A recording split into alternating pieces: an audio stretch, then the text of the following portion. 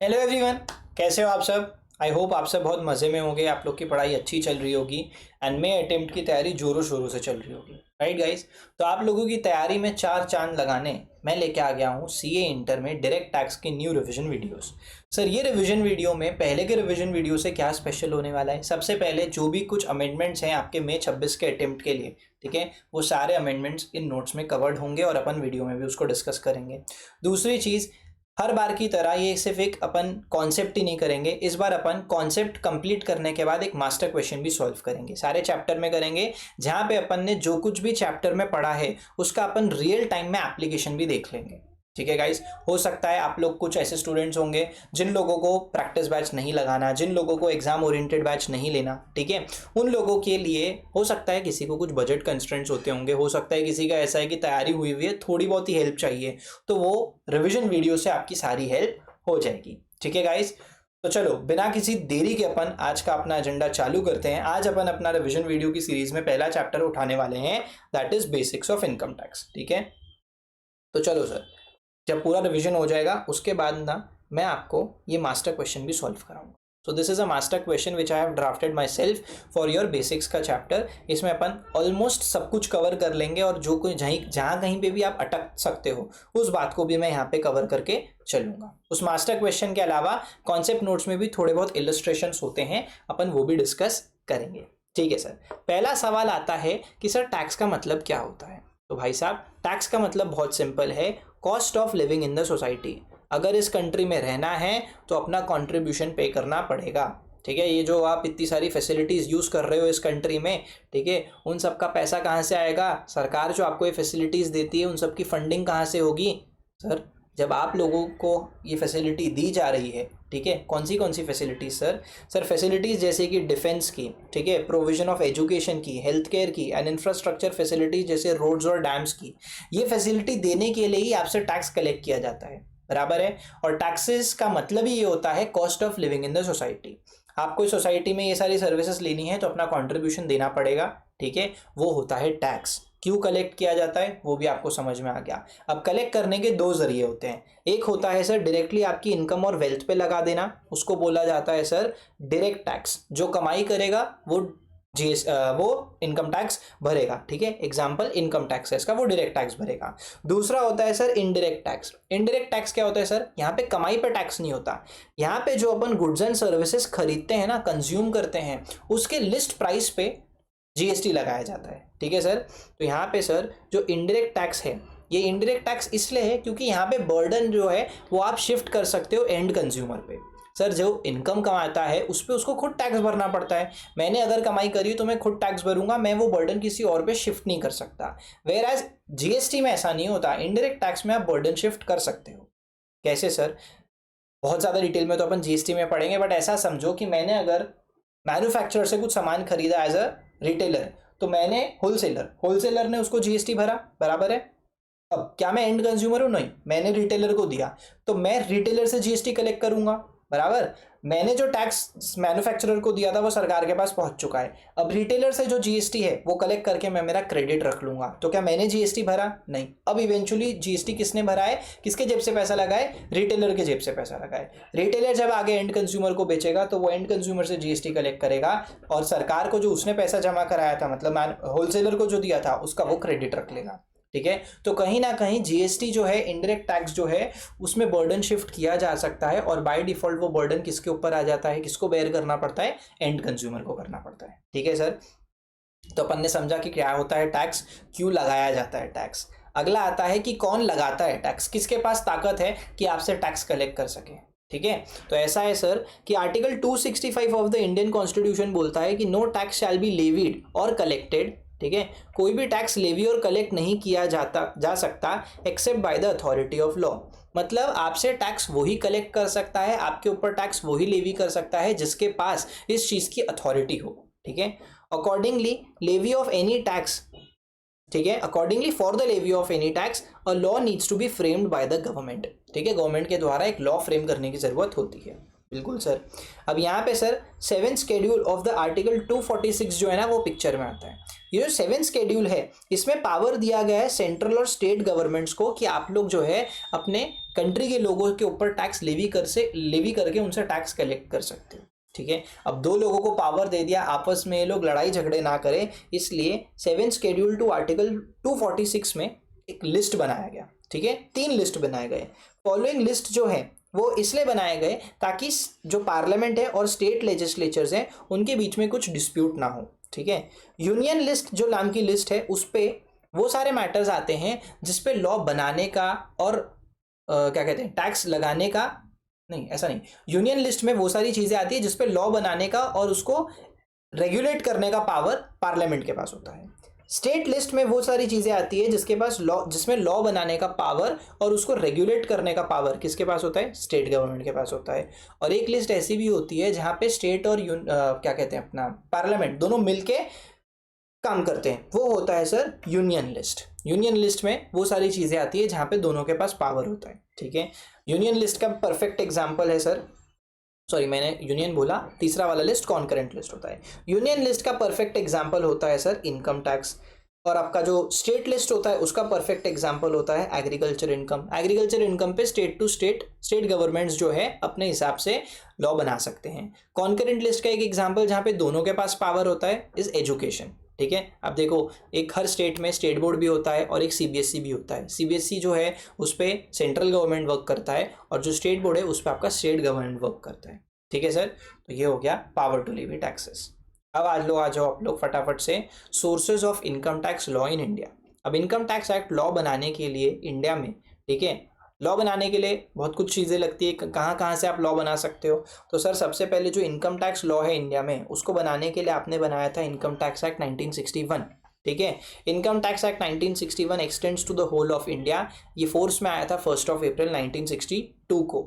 इसमें 1 से लेके 298 सेक्शंस है एंड सर 16 शेड्यूल्स है। ठीक है सर, उसके बाद हर एक्ट की तरह इसमें भी सेक्शन होता है। सेक्शन के बाद आता है सर सब सेक्शन। ठीक है, सब सेक्शन के बाद आता है क्लॉज और क्लॉज के बाद आता है सर सब क्लॉज। इस तरीके से आप रीड करते हो। एक एग्जाम्पल के लिए अगर मैं आपको बताऊं तो मैं अगर ऐसा लिखता हूं 10(1)(a)(i), तो यहाँ पे सेक्शन 10 क्लॉज 1, ठीक है, sorry section 10 sub section 1 clause A sub clause 1। ठीक है, ऐसे अपन रीड करते हैं एक सेक्शन को। चलो सर ये समझ गया, आगे आओ फटाफट।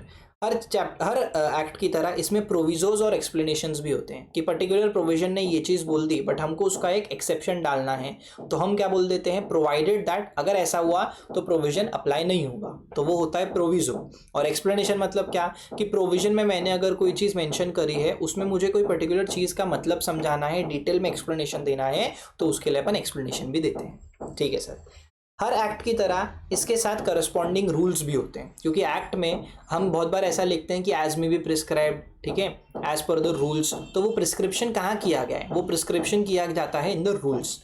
ठीक है, सो इनकम टैक्स रूल्स 1962 के जो है ना वो एडमिनिस्टर किए जाते हैं by the central board for direct taxes. ठीक है सर, सीबीडीटी के पास अथॉरिटी होती है रूल्स बनाने की और उनको इम्प्लीमेंट करने की। सॉरी, इनकम टैक्स एक्ट 1961 को इम्प्लीमेंट करने के लिए रूल्स बनाने का पावर जो है वो सीबीडीटी के पास होता है। These rules are collectively known as income tax rules 1962। बराबर है, रूल्स में सबसे पहले रूल होता है, फिर सब रूल होता है, प्रोविजोज भी होते हैं यानी कि एक्सेप्शंस, और साथ ही साथ क्लैरिफिकेशंस के रूप में एक्सप्लेनेशन भी दिए जाते हैं। दोनों के दोनों आपके income tax act 1961 and income tax rules 1961 should be studied together for proper understanding. Perfect है सर, ठीक है। फाइनेंस एक्ट जो है, फाइनेंस एक्ट हर साल की तरह आता है। कोई भी अगर उनको अमेंडमेंट करने हैं टैक्स रेट्स में, या अगर उनको कोई भी चीज़ को हटाना है, कोई भी रेट को कम ज़्यादा करना है, किसी चीज़ के कंप्यूटेशन के रूल्स को एक्सप्लेन करना है या उसमें कुछ फेरबदल करना है, तो वो फाइनेंस एक्ट में किया जाता है। सर फिर सर्कुलर और नोटिफिकेशन का क्या मतलब होता है? सर बहुत बार ऐसा होता है कि इनकम टैक्स एक्ट में कुछ प्रोविजन तो लिखा है बट हमको उस पर डाउट है, हमको क्या डिपार्टमेंट को खुद को डाउट है, तो ऐसे केसेस में सर्कुलर सीबीडीटी जो है वो सर्कुलर इशू करता है स्पेसिफिक एड्रेस को इशू करने के लिए और प्रोविजंस को क्लैरिफाई करने के लिए। अब सर्कुलर्स जो होते हैं वो डिपार्टमेंट के लिए होते हैं, असेसी के लिए नहीं होते। डिपार्टमेंट मतलब इनकम टैक्स डिपार्टमेंट के लिए सीबीडीटी सर्कुलर इशू करता है, अपने लिए नहीं होते वो। हाँ, अपन उसको यूज करके अपना कोई रिप्लाई ड्राफ्ट कर सकते हैं। अपने को अगर नोटिस आया है तो उसको अगर अपने को रिप्लाई में अगर किसी सर्कुलर का आप यूज़ ले सकते हो तो वो आप कर सकते हो, बट वो आपके लिए नहीं होता, ठीक है। नोटिफिकेशंस जो होते हैं वो इशू किए जाते हैं बाय द सेंट्रल गवर्नमेंट और द सीबीडीटी, और ये सबके लिए होता है, कॉमन लोगों के लिए भी होता है, ठीक है sir. Legal decisions of the courts की अगर बात करूं तो वो भी एक सोर्स ऑफ लॉ होता है। लीगल डिसीजंस मतलब पुराने case laws. Case laws refers to the court decisions and are essential in studying the income tax law. पुराना कोई केस हुआ होगा, वापस से वो चीज़ का रिपीटेशन ना हो, और अगर हो तो लफड़े ना हो, इसलिए उसी को चीज़ को लेके, उस केस के जजमेंट को लेके ये लोग लॉ बना लेते हैं, ठीक है। Supreme court rulings binding nation wide, and high court की जो रूलिंग्स होती है वो only with in the respective state होती है। मतलब सुप्रीम कोर्ट ने जो एक बार डिसीजन सुना दिया, ठीक है, कोई पुराने केस में, तो वो पूरे के पूरे कंट्री पे अप्लाई होता है, उसको कोई ओवर रूल नहीं कर सकता, राइट। लेकिन सर अगर कोई हाई कोर्ट का डिसीजन है तो उसको सुप्रीम कोर्ट बिल्कुल ओवर रूल कर सकता है, ठीक है सर, क्योंकि वो जो है वो उस पर्टिकुलर स्टेट में बाइंडिंग होते हैं। परफेक्ट। पांचवा पॉइंट में अपन पढ़ेंगे कुछ इंपॉर्टेंट डेफिनेशंस। तो इंपॉर्टेंट डेफिनेशन में सबसे पहले आता है असेसमेंट ईयर। असेसमेंट ईयर का मतलब क्या होता है सर? असेसमेंट ईयर का मतलब वो साल होता है जिस साल में अपन ने पिछले साल में कमाई हुई इनकम को असेस करा जाता है और पता करा जाता है कि कितना अपने को टैक्स भरना है। तो असेसमेंट ईयर जो होता है ये एक 12 महीने का पीरियड होता है जो हर साल 1 अप्रैल से चालू होता है, ठीक है sir. Income earn in the previous year is taxed in the following assessment year. से फॉर एग्जांपल प्रीवियस ईयर 25-26, ठीक है, असेसमेंट ईयर 26-27 में इसका असेसमेंट किया जाएगा। जो भी आपने 25-26 के साल में कमाया है उसका असेसमेंट जो है, उसकी टैक्सेबिलिटी जो है वो असेसमेंट ईयर 26-27 में आएगी, ठीक है sir. On the other hand previous year जो होता है it is the financial year immediately preceding the assessment year. Assessment year मतलब प्रीवियस ईयर के जस्ट बाद वाला साल, और प्रीवियस ईयर मतलब असेसमेंट ईयर के जस्ट पहले वाला साल। बहुत बढ़िया। फॉर अ न्यू बिजनेस, अगर कोई नया बिजनेस चालू किया आपने, ठीक है, या आपकी कोई न्यू सोर्स ऑफ इनकम चालू हुई है, तो भाई साहब आपका जो प्रीवियस ईयर है वो उस दिन से ही चालू होगा जिस दिन से आपकी इनकम का सोर्स चालू हुआ है, सोर्स ऑफ इनकम चालू हुआ है, बराबर है। आपने जिस दिन कमाना चालू किया उस दिन से आपका प्रीवियस ईयर चालू होगा, in case if it is a new business, right. और अगर कोई पुराना बिजनेस है तो हर साल 1 अप्रैल से आपका प्रीवियस ईयर चालू होगा, जो दोनों भी केसेस में, चाहे नया बिजनेस हो या पुराना बिजनेस हो, खत्म 31 मार्च को होता है। तो सर ये जरूरी नहीं है कि प्रीवियस ईयर 12 महीने का पीरियड हो। On the other hand assessment year में जरूरी होता है कि it is a 12 month period, ठीक है। परफेक्ट। पर्सन की अगर डेफिनेशन बोलूं तो कोई भी इंडिविजुअल, चाहे वो नेचुरल पर्सन में मेल हो, फीमेल हो, माइनर हो, अनसाउंड माइंड का हो, इंडिविजुअल्स को आप पर्सन की कैटेगरी में मानते हो। हिंदू अनडिवाइडेड फैमिली, ठीक है, ये एक सेपरेट एंटिटी होती है जहाँ पे बहुत सारे आपके फैमिली के मेंबर्स एचयूएफ के पार्ट होते हैं, and the head of the family को कर्ता बनाया जाता है ऑफ द एचयूएफ, मतलब वो मेन कर्ता धर्ता होते हैं एचयूएफ का, इसीलिए उनका नाम कर्ता हो जाता है। कंपनी की अगर बात करूं तो इंडियन, डोमेस्टिक, फॉरेन, सारी कंपनीज को आप पर्सन के डेफिनेशन में इंक्लूड करते हो। फर्म की अगर बात करूं तो पार्टनरशिप फर्म हो या लिमिटेड लाइबिलिटी पार्टनरशिप हो, दोनों भी कवर होते हैं। एसोसिएशन ऑफ पर्सन मतलब कुछ लोगों ने मिल के एक क्लब चालू कर दिया, ठीक है, कुछ लोगों ने मिल के एक जॉइंट वेंचर चालू कर दिया, तो वो जॉइंट वेंचर चालू कर दिया तो वो एसोसिएशन ऑफ पर्सन होता है। कुछ लोगों ने मिलकर अगर एक क्लब चालू कर दिया, रोटरी क्लब टाइप का कोई क्लब, तो वो मेंबर्स क्लब जो है it is a body of individual, ठीक है सर। लोकल अथॉरिटी की अगर बात करूं तो आपके शहर का जो भी, ये अपना क्या बोलते हैं, जैसे नागपुर में एनएमसी, नागपुर म्यूनिसिपल कॉर्पोरेशन, वैसे आपके जो भी शहर का म्यूनिसिपल कॉर्पोरेशन है उसको आप लोकल अथॉरिटी बोलते हो, राइट। एंड फिर आर्टिफिशियल जुरिडिकल पर्सन जैसे आपकी यूनिवर्सिटीज़, बार काउंसिल्स, ये सारे जो हैं ये पर्सन के डेफिनेशन में आते हैं। समझ गए क्या आप? ठीक है सर। उसके बाद अपन ने पढ़ा था सर असेसी क्या होता है। असेसी का मतलब एक ऐसा person who is liable to pay tax और any sum under the income tax act. Income tax act के तहत अगर आपको कोई भी पैसा पे करना है, चाहे वो टैक्स में हो या किसी और रूप में हो, आप जो हो वो पर्सन को आप असेसी बोलोगे, बराबर है sir. It includes deemed assessee, a person treated as an assessee under any provision. किसी और प्रोविजन में अगर उसको असेसी माना जा रहा है तो वो असेसी होगा, deemed to be assessee. Assessee in default, अगर आपने कोई टैक्स ऑब्लिगेशन फुलफिल नहीं करी तो आपने डिफॉल्ट किया है और आप कहलाए जाओगे असेसी इन डिफॉल्ट। बहुत बढ़िया सर।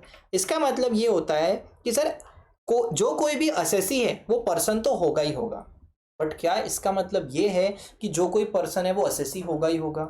नहीं सर।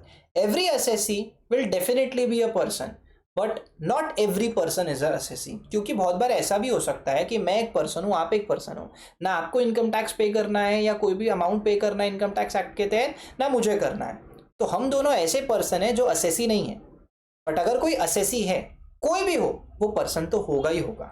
ठीक है sir. So every assessee is a person but not every person is a assessee, is an assessee. ठीक है, ये एमसीक्यू में पूछ सकते हैं आपको, या फिर ये आपको ट्रू एंड फॉल्स में भी पूछ सकते हैं। ठीक है सर।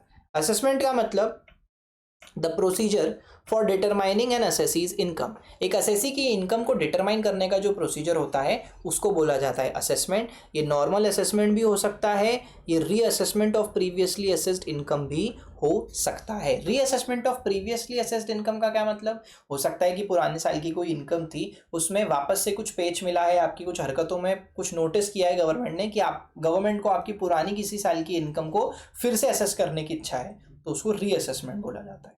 ठीक है। इंडिया का डेफिनेशन का क्या मतलब होता है? Article 1 of the constitution of India के हिसाब से इंडिया की जो टेरिटरी है, ठीक है, उसके बाद जो टेरिटोरियल वाटर्स है, पानी के नीचे की मिट्टी यानी कि सी बेड, और मिट्टी के नीचे की मिट्टी यानी कि subsoil, right, continental shelf and the exclusive economic zone, specified maritime zones under the 1976 act. ठीक है, ये सारी चीजें इंडिया के डेफिनेशन में आती है। साथ ही साथ इंडिया की टेरिटरी और वाटर के ऊपर का जो एयर स्पेस है वो भी इंडिया के डेफिनेशन में इंक्लूड होता है। क्लियर है सर? चलो, इंपॉर्टेंट डेफिनेशंस का आखिरी पार्ट पे अपन पहुंच चुके हैं, that is Hindu undivided family. क्या होता है सर हिंदू अनडिवाइडेड फैमिली? ये मैं आपको एक चार्ट के थ्रू पढ़ाता हूँ, फटाफट से आपको समझ में आ जाएगा। ठीक है, कहाँ गया वो चार्ट? इधर आओ जरा एक बार। इधर गया बॉस HUF का चार्ट।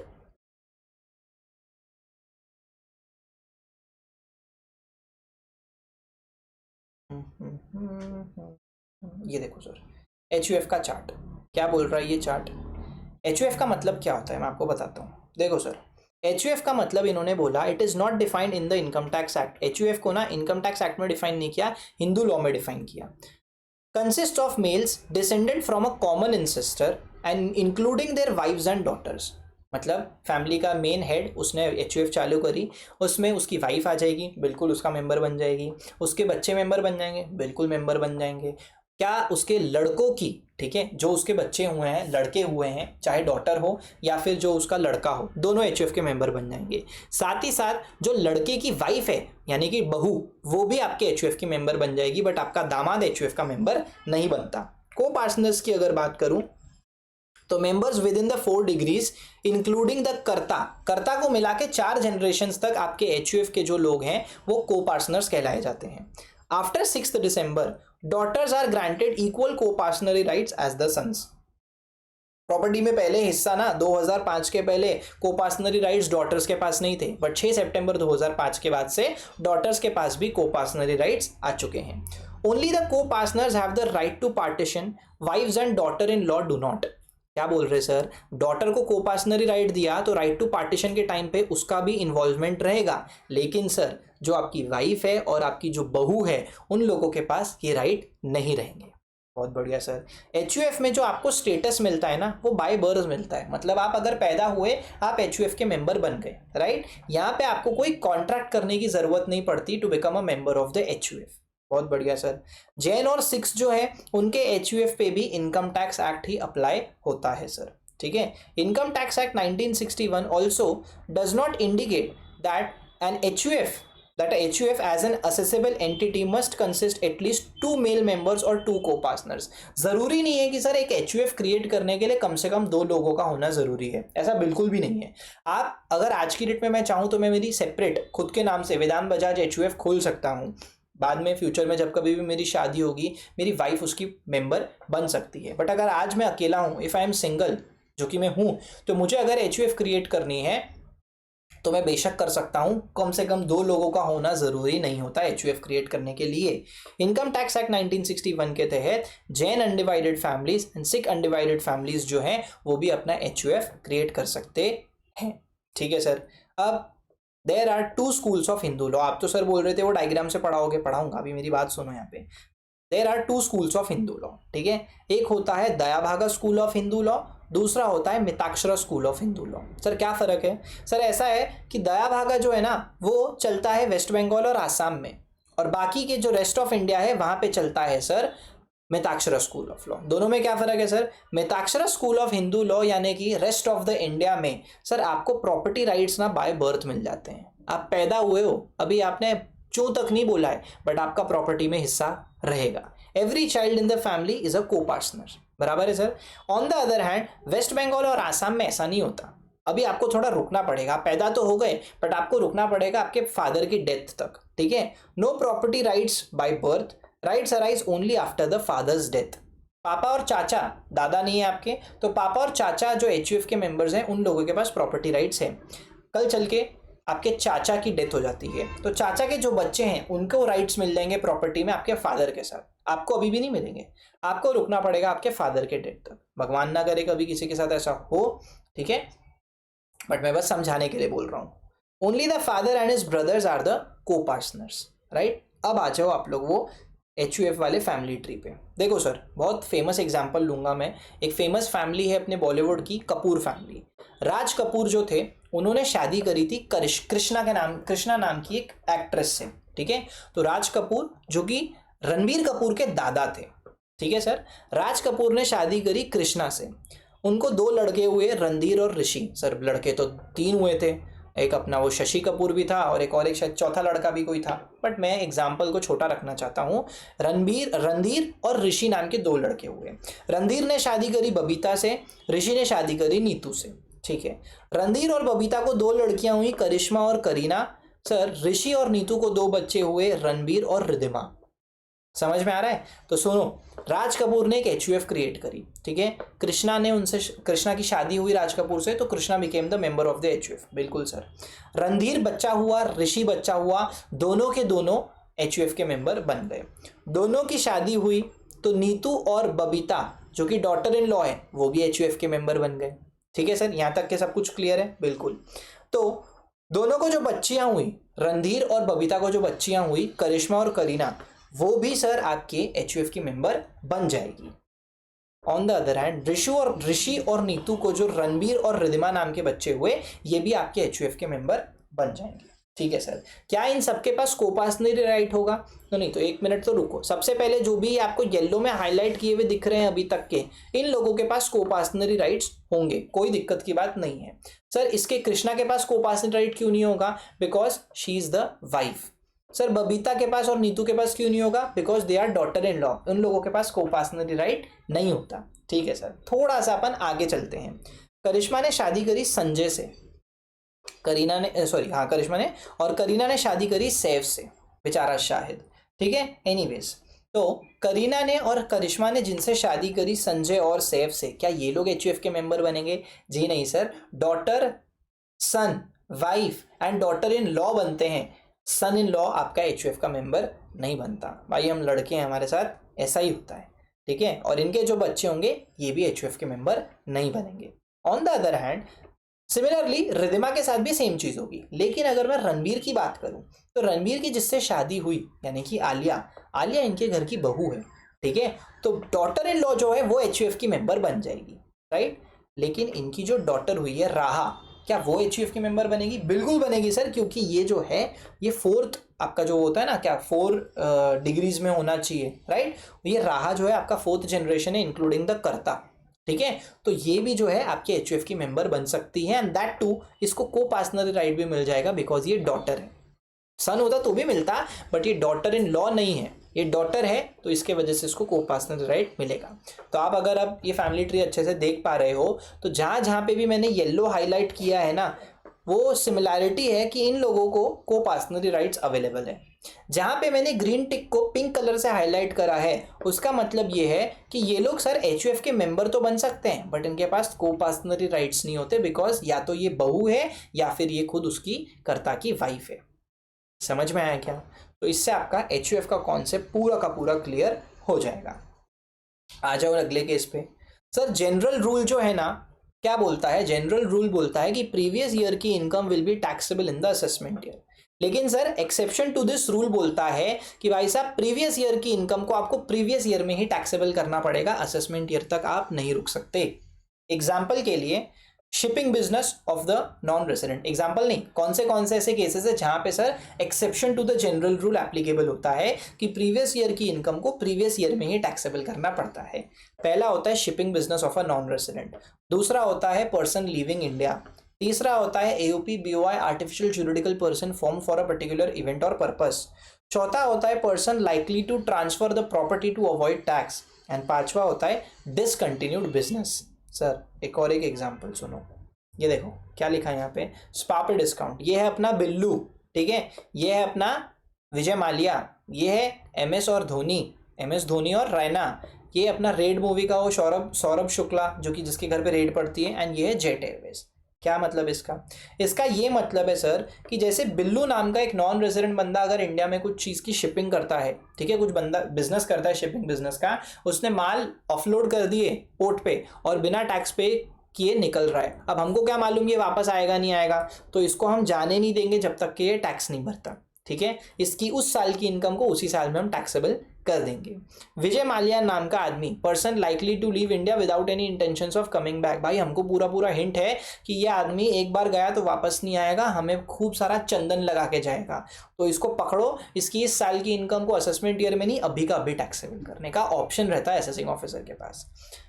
एसोसिएशन ऑफ पर्सन, ठीक है, बॉडी ऑफ इंडिविजुअल, ये लोग अगर एक पर्टिकुलर इवेंट के लिए आ रहे हैं, कुछ पर्टिकुलर टाइम पीरियड के लिए आ रहे हैं, जैसे आईपीएल के दौरान इन लोगों ने अपने बैट की कंपनी चालू करी, साल में सिर्फ 3 महीना फंक्शनिंग में होती है कंपनी, तो भाई साहब हम तुम्हारी इनकम को इसी साल में टैक्सेबल कर सकते हैं, अगले साल तक वेट करने की जरूरत नहीं है। पर्सन जिसके घर पे रेड पड़ने वाली थी, ठीक है, if he is likely to transfer the property with an intention to evade taxes, इसको लग रहा है कि बहुत भरपूर मात्रा में टैक्स भरना पड़ सकता है इस साल में, मुझे टैक्स भरने का मन नहीं है, मैं एक काम करता हूँ, अगर टैक्स नहीं भरूंगा तो ये मेरी प्रॉपर्टी ले लेंगे, काम करता हूँ मेरी प्रॉपर्टी किसी और के नाम पे कर देता हूँ, रुक साले तेरे को अभी पकड़ेंगे और तेरे पे अभी हम टैक्स लगा देंगे। डिसकंटिन्यूड बिजनेस, कोई धंधा है जो चौपट हो गया, तो जब धंधा ही नहीं बचा तो मैं अगले साल तक रुक के क्या करूंगा, मैं तो भैया इसी साल में टैक्स लगा दूंगा, ठीक है sir. So ship owned chartered by a non resident can not leave Indian port unless tax paid or an arrangement is made for the payment. If an individual is likely to leave India without returning, tax is levied on their income up to the departure date in the current assessment year. If AOP BOI likely to dissolve within the same or the next year, the assessing officer can tax its income up to the dissolution date. चाहे तो assessing officer ऐसा कर सकता है। If the person is suspected of transferring assets to evade taxes, ठीक है, their income up to the date of proceeding is taxable in the assessment year, ठीक है, इन दैट असेसमेंट ईयर, मतलब उसी प्रीवियस ईयर साल में आप taxable कर सकते हो। If the business is discontinued, ठीक है, तो assessing officer can at his discretion tax its income from the last previous year until the discontinuation date, ठीक है, मतलब भगवान के चलो सितंबर में आपका डिसकंटिन्यूएशन हुआ तो अप्रैल से सितंबर तक की इनकम को उसी साल में हम टैक्सेबल कर देंगे, असेसमेंट ईयर तक रुकने की जरूरत नहीं रहेगी अगर एओ चाहे तो, ठीक है सर। ये हो गए आपके exceptions to the general rule की इनकम जो है प्रीवियस ईयर की प्रीवियस ईयर में टैक्सेबल हो जाती है। अब आएंगे अपन कि टैक्स हमको समझ में आ गया, हमने छोटे मोटे इलस्ट्रेशन डेफिनेशंस भी देख लिए, कब टैक्स लगता है उस पर टैक्स हमको कितना पे करना, कब टैक्स लगता है हमने देख लिया। अब हम देखेंगे कि हमको टैक्स हमारे ऊपर लगाया कैसे जाता है और हमको कितना टैक्स पे करना पड़ता है, ठीक है। तो देखो इंडिया का जो टैक्स स्ट्रक्चर है ना, उसमें सबसे पहले आपसे इनकम टैक्स वसूल किया जाता है। It is charge on every person at the prescribed rates in the annual finance act and the income tax act 1961, ठीक है सर। सरचार्ज, सर जैसे मैं अगर 12 लाख रुपए कमाता हूँ तो मैं 30% के ब्रैकेट में आ रहा हूँ। एक एग्जाम्पल के लिए मेरे पे भी 30% टैक्स लग रहा है। मुकेश अंबानी 12 करोड़ कमा रहा है, ठीक है, उस पर भी 30% का टैक्स लग रहा है। ये तो गलत है ना यार, मैं इतना सा कमा रहा हूँ तुम मेरे से भी 30% ले रहे हो, वो इतना ज़्यादा कमा रहा है उससे भी 30% ले रहे हो, तुम ज़्यादा जो कमाते हैं उनसे ज़्यादा टैक्स क्यों नहीं लेते, ठीक है। सर क्या बात कर रहे हैं, तुम्हारे से 30% लेगा तो 3,60,000 आएगा, उससे 30% लोगे तो 3,60,00,000 आएगा। मान लिया बात भाई तुम्हारी, बट एक ऐसा भी तो सिस्टम होना चाहिए ना कि जो ज़्यादा कमा रहा है उससे थोड़ा सा आप ज़्यादा टैक्स कलेक्ट कर सकते हो, वरना हमारे में और उसमें क्या फ़र्क रहेगा, हम भी 30% के ब्रैकेट में, वो भी 30% के ब्रैकेट में।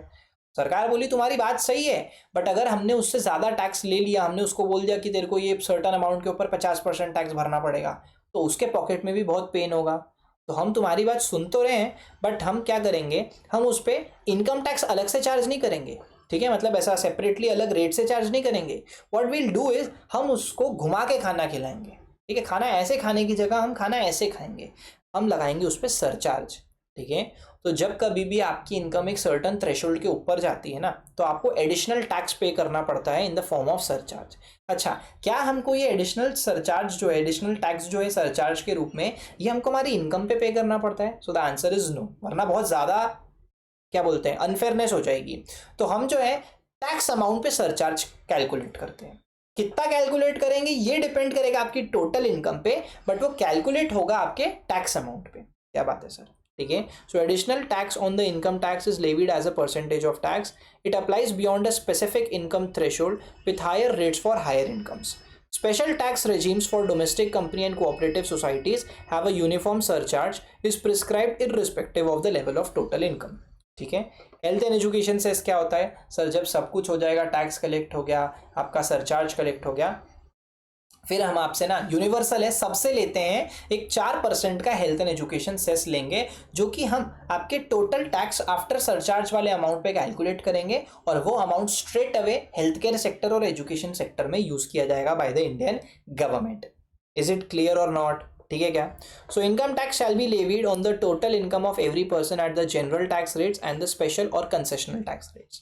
ठीक है, कुछ कुछ इनकम होती है जिसपे स्पेशल टैक्स रेट्स एप्लीकेबल होते हैं, बाकी सारी इनकम पे जनरल टैक्स रेट अप्लाई होते हैं। अच्छा, हमारे पास एक ऑप्शन होता है कि हम अगर चाहें तो हम एक दूसरी स्कीम होती है, डिफॉल्ट टैक्स रेजिम होती है, वहां पे कंसेशनल टैक्स रेट्स का भी ऑप्शन है जिसको हम चूज कर सकते हैं। ठीक है, ऑफ कोर्स वहां जाने के लिए आपको कुछ चीज़ों का सैक्रिफाइस जरूर करना पड़ेगा, बट आपको वहां पे रेट्स भी सिग्निफिकेंटली कम दिखेगी। ठीक है, तो सर हम जो है हमारी इनकम पे टैक्स भरते हैं। अब सवाल आता है कि हमारी इनकम कितनी होती है? तो guys broadly there are 5 heads of income, मतलब मोटा मोटी आप 5 सोर्सेज ऑफ इनकम से पैसा बना सकते हो। ठीक है, एक होता है सबसे पहले सैलरी। अब इसका भी ना देखो, सेक्शन वाइज अगर आप चलोगे तो सबसे पहले आप सैलरी पढ़ते हो, फिर आप हाउस प्रॉपर्टी पढ़ते हो, फिर आप profits and gain from business and profession पढ़ते हो, कैपिटल गेन पढ़ते हो, इनकम फ्रॉम अदर सोर्सेस पढ़ते हो।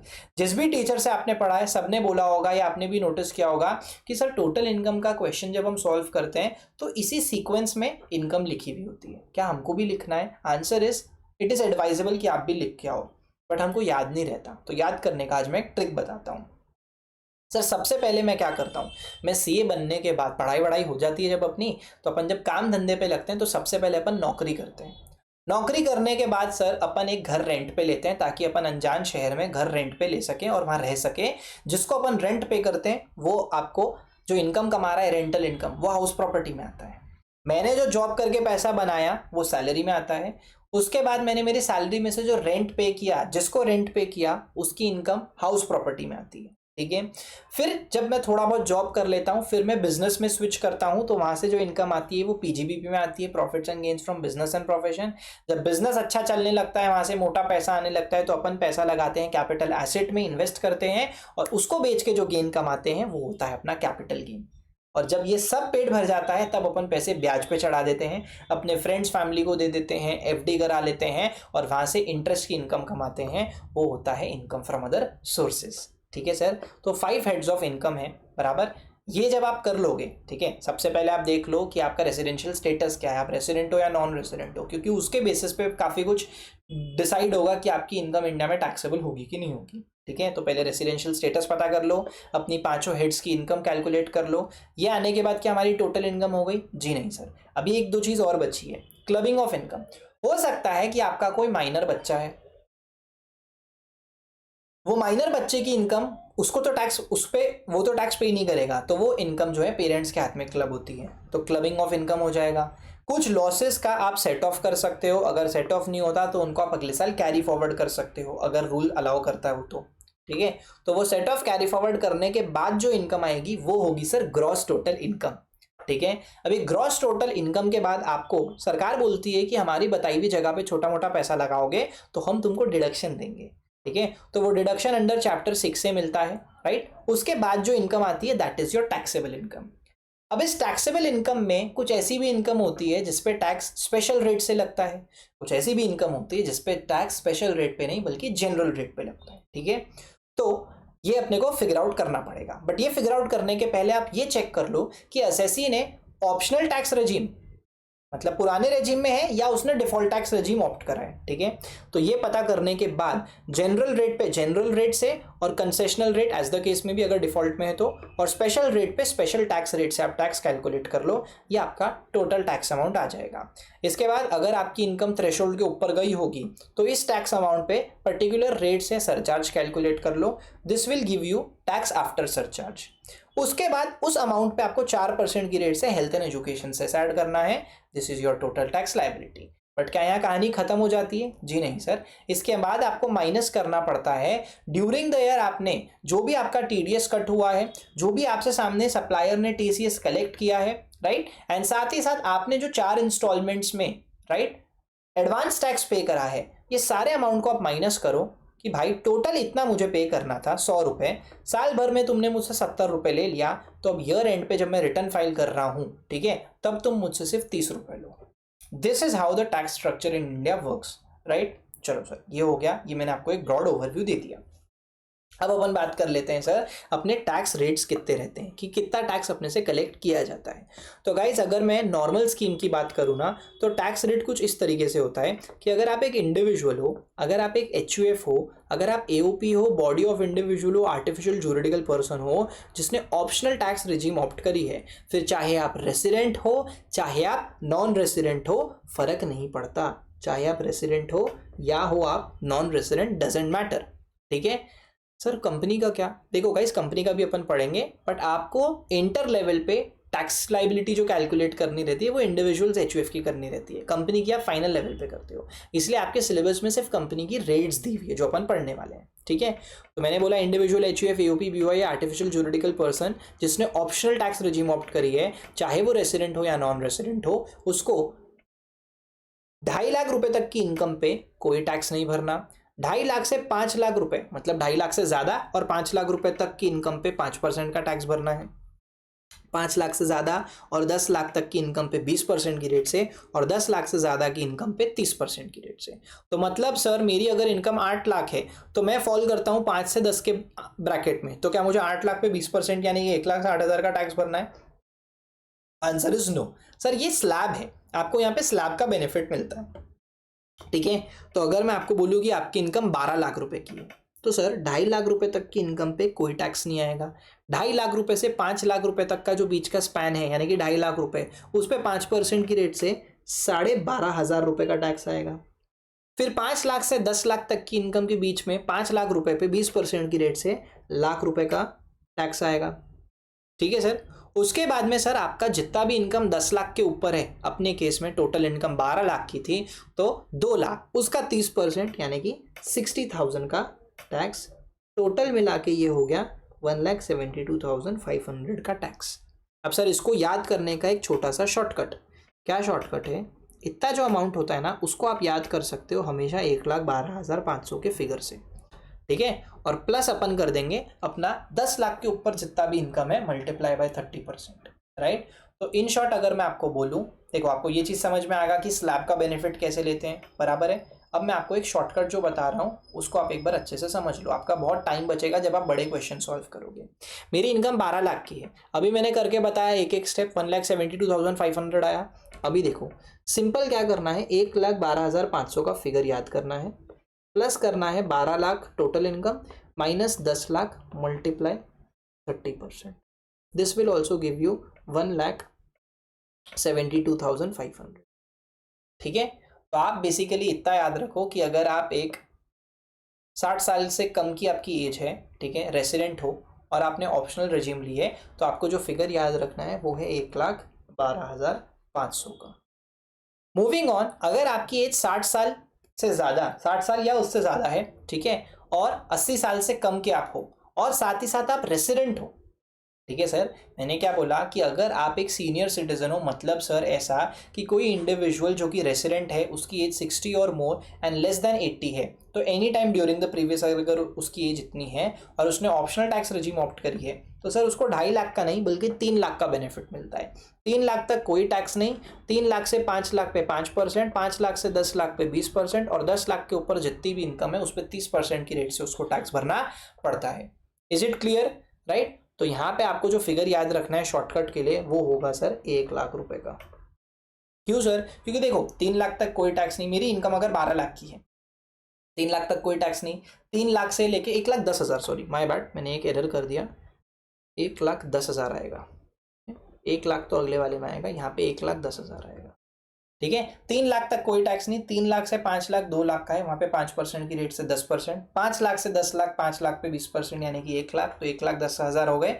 और 10 लाख के ऊपर जितनी भी इनकम है उस पर 30% आपको लगाना पड़ेगा, ठीक है। तो यहाँ का आप फिगर याद रखोगे 1,10,000 का। अगर सर आप एक इंडिविजुअल हो और आप सुपर सीनियर सिटीजन हो, इसका मतलब क्या सर? सुपर सीनियर सिटीजन का मतलब कोई ऐसा रेसिडेंट इंडिविजुअल जिसकी during the previous year any time age जो है 80 या उससे ज्यादा की होती है, तो उसको जो बेसिक एग्जेम्पशन लिमिट का फायदा होता है ना ऑप्शनल टैक्स रिजीम ऑप्ट करने पे, वो 5 लाख रुपए का होता है। 5 लाख तक की इनकम पे टैक्स नहीं लगता। 5 लाख से ऊपर और अप टू 10 लाख पे 20%, और 10 लाख से ऊपर जितनी भी इनकम है उस पर 30% की रेट से उसको टैक्स भरना पड़ता है सर। और यहाँ पे आप फिगर याद रखोगे शॉर्टकट के लिए लाख रुपए का। इनकम जब कभी भी 12 लाख जाएगी या 10 लाख के ऊपर जाएगी, तो से फॉर एग्जांपल 12 लाख, तो 1 lakh plus 12 lakh minus 10 lakh multiplied 30%, which is 1,60,000। Is it clear? ठीक है सर। तो आप जो ये छोटे छोटे मैंने फिगर्स लिखे हैं ना, इनको आप प्लीज़ याद कर लेना। आपका जब लाइबिलिटी कैलकुलेट करोगे ना तो काफ़ी समय बचेगा, क्योंकि आपने अपने क्वेश्चन बैंक्स में देखा होगा कि सर वहाँ पे तो वो पूरी कहानी सजा के देते हैं, तो क्या हमको भी पेपर में पूरी कहानी सजा के लिख के आनी है? आंसर इज नो, आपको लिखने की ज़रूरत नहीं है, ठीक है सर। इसके बाद टॉपिक आता है सर सरचार्ज का। सरचार्ज में क्या बोला गया है कि देखो, ज़्यादा जो रईस लोग होते हैं ना उनसे हम थोड़ा सा और टैक्स कलेक्ट करते हैं in the form of surcharge. तो सरचार्ज में क्या बोला है कि अगर आपकी इनकम 50 लाख से ऊपर जाती है, ठीक है, ऊपर 50 लाख एग्जैक्ट नहीं, अप टू 50 लाख पे नो सरचार्ज, बट 50 से ऊपर गई एंड अप टू 1 करोड़ यानी कि less than equal to 1 crore, 1 crore भी रही ना, तो आप पे सरचार्ज 10% की रेट से लगेगा। अच्छा, ये सरचार्ज क्या इनकम पे लगेगा? नहीं, ये इनकम टैक्स पे लगता है। इनकम अगर 1 करोड़ के ऊपर बट अप टू 2 करोड़ है तो सरचार्ज 15% की रेट से लगता है। इनकम अगर 2 करोड़ के ऊपर बट अप टू 5 करोड़ है तो सरचार्ज 25% की रेट से लगता है। और वेर एज इनकम अगर 5 करोड़ के ऊपर जाती है तो फिर सरचार्ज की रेट 37% की हो जाती है, ठीक है सर। परफेक्ट, याद रहेगा? बिल्कुल सर।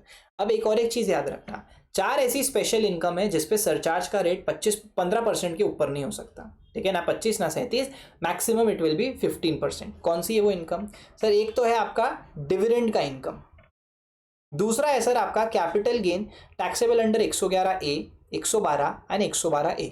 सर ये क्या है? 111A मतलब आपने किसी लिस्टेड कंपनी की इक्विटी शेयर्स को शॉर्ट टर्म पीरियड में होल्ड करके बेच दिया।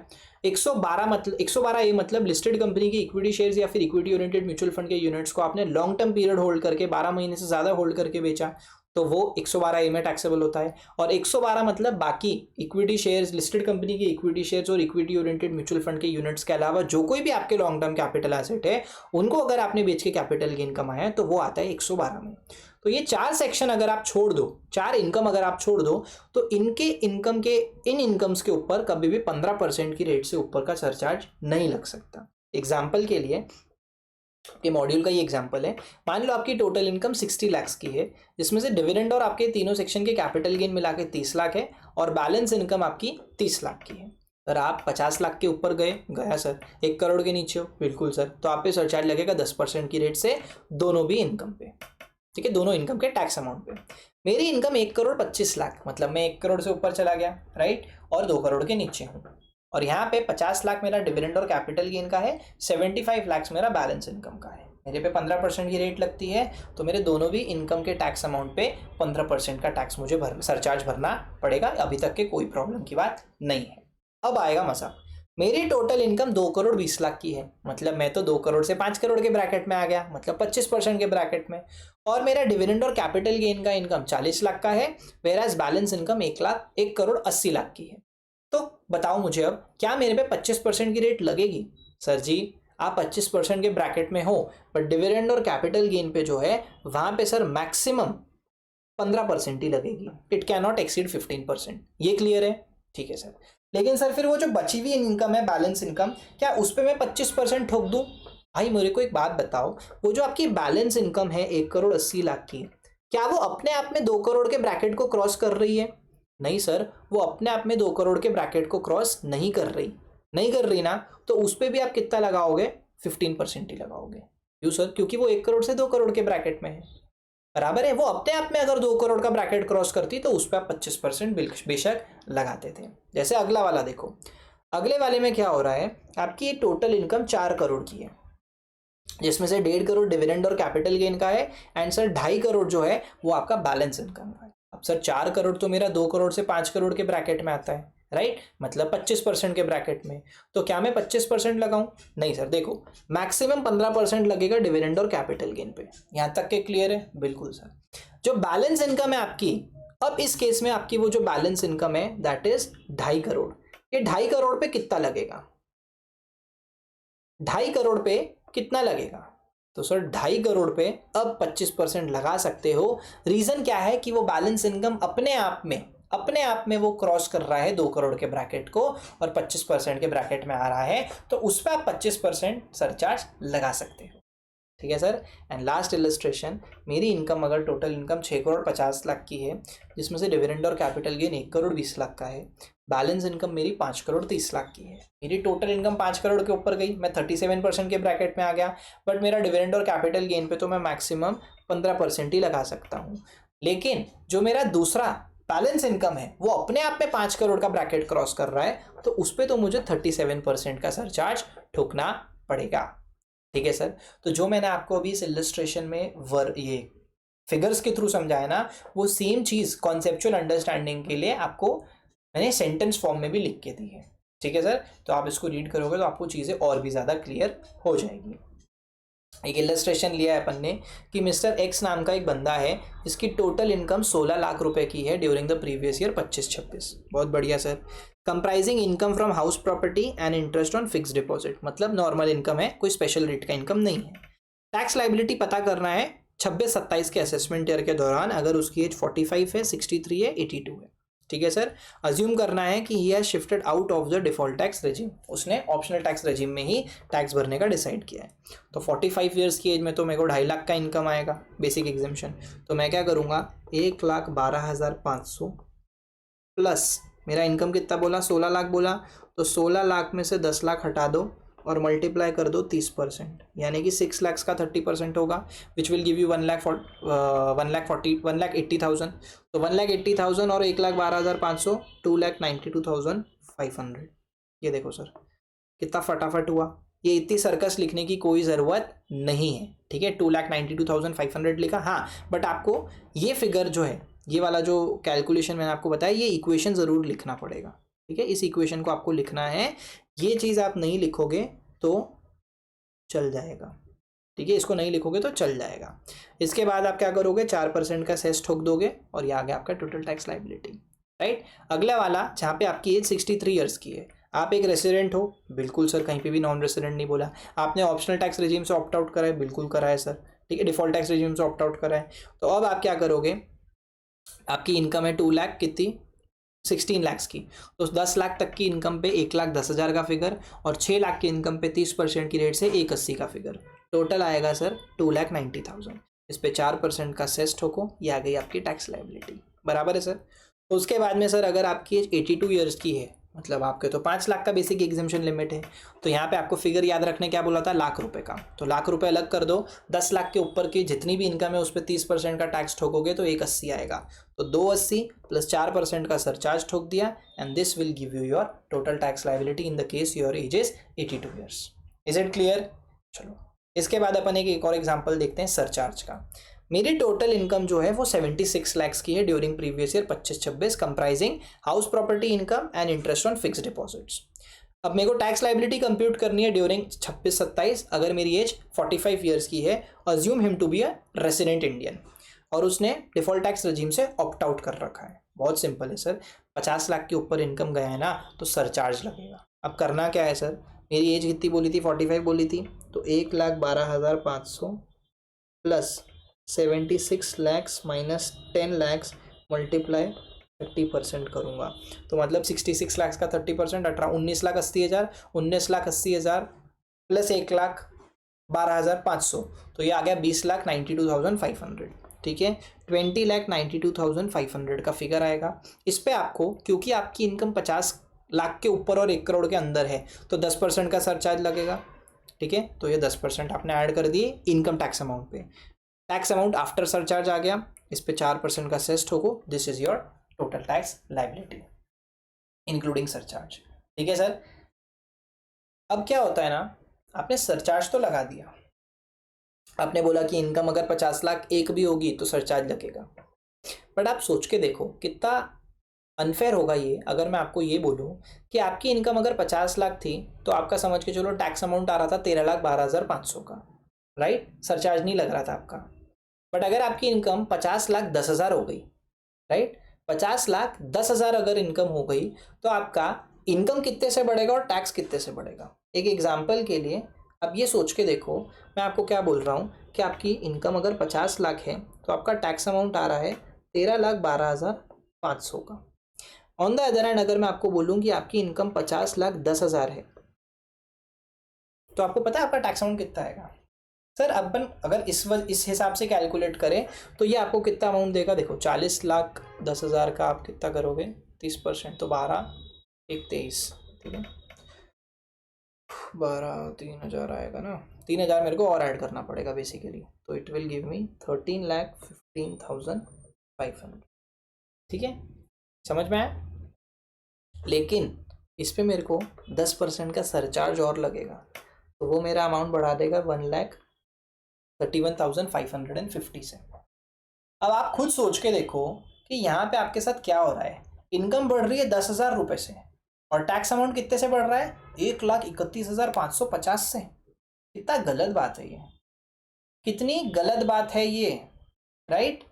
इनकम बढ़ रही है 10,000 से और टैक्स अमाउंट बढ़ रहा है 1,31,550 से, ये तो सही नहीं है। तो सरकार क्या बोलता है, ज़्यादा रोने की जरूरत नहीं है, हम तुमको मार्जिनल रिलीफ देंगे। ठीक है, मार्जिनल रिलीफ देंगे क्योंकि तुम्हारी इनकम कम बढ़ रही है और टैक्स ज़्यादा बढ़ रहा है। तो एक काम करो, तुम हमको वो जो एक्स्ट्रा इनकम है ना, मतलब तुम थ्रेशोल्ड के ऊपर टैक्स कैलकुलेट करो, जब तक सरचार्ज नहीं लग रहा उस पर टैक्स कैलकुलेट करो, और जो भी इनकम अबव थ्रेशोल्ड है वो पूरी हमको दे दो, हम तुम्हारे ऊपर सरचार्ज नहीं लगाएंगे। सर इसमें फ़ायदा कैसे होगा, हमारी तो इनकम का पूरा हिस्सा चला गया over and above the threshold limit की इनकम। 50 लाख की इनकम अगर आप कमाए, सरचार्ज नहीं लग रहा था, 50,10,000 पे सरचार्ज लग रहा था, सरकार बोलती है वो 10,000 रुपये अलग से हमको दे दो और 50 लाख पे टैक्स भरो।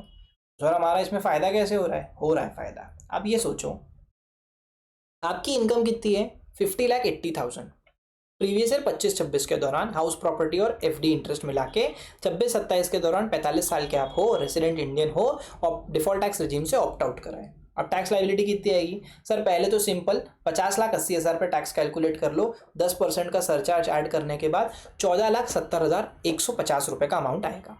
कैसे किया सर, वही सेम जो अभी तक अपन कर रहे थे, उस पर मैंने 10% का सरचार्ज ऐड कर दिया। ठीक है, अगर मेरा इनकम सिर्फ 50 लाख का होता ना तो सर मेरी टैक्स लाइबिलिटी 13,12,500 की आती।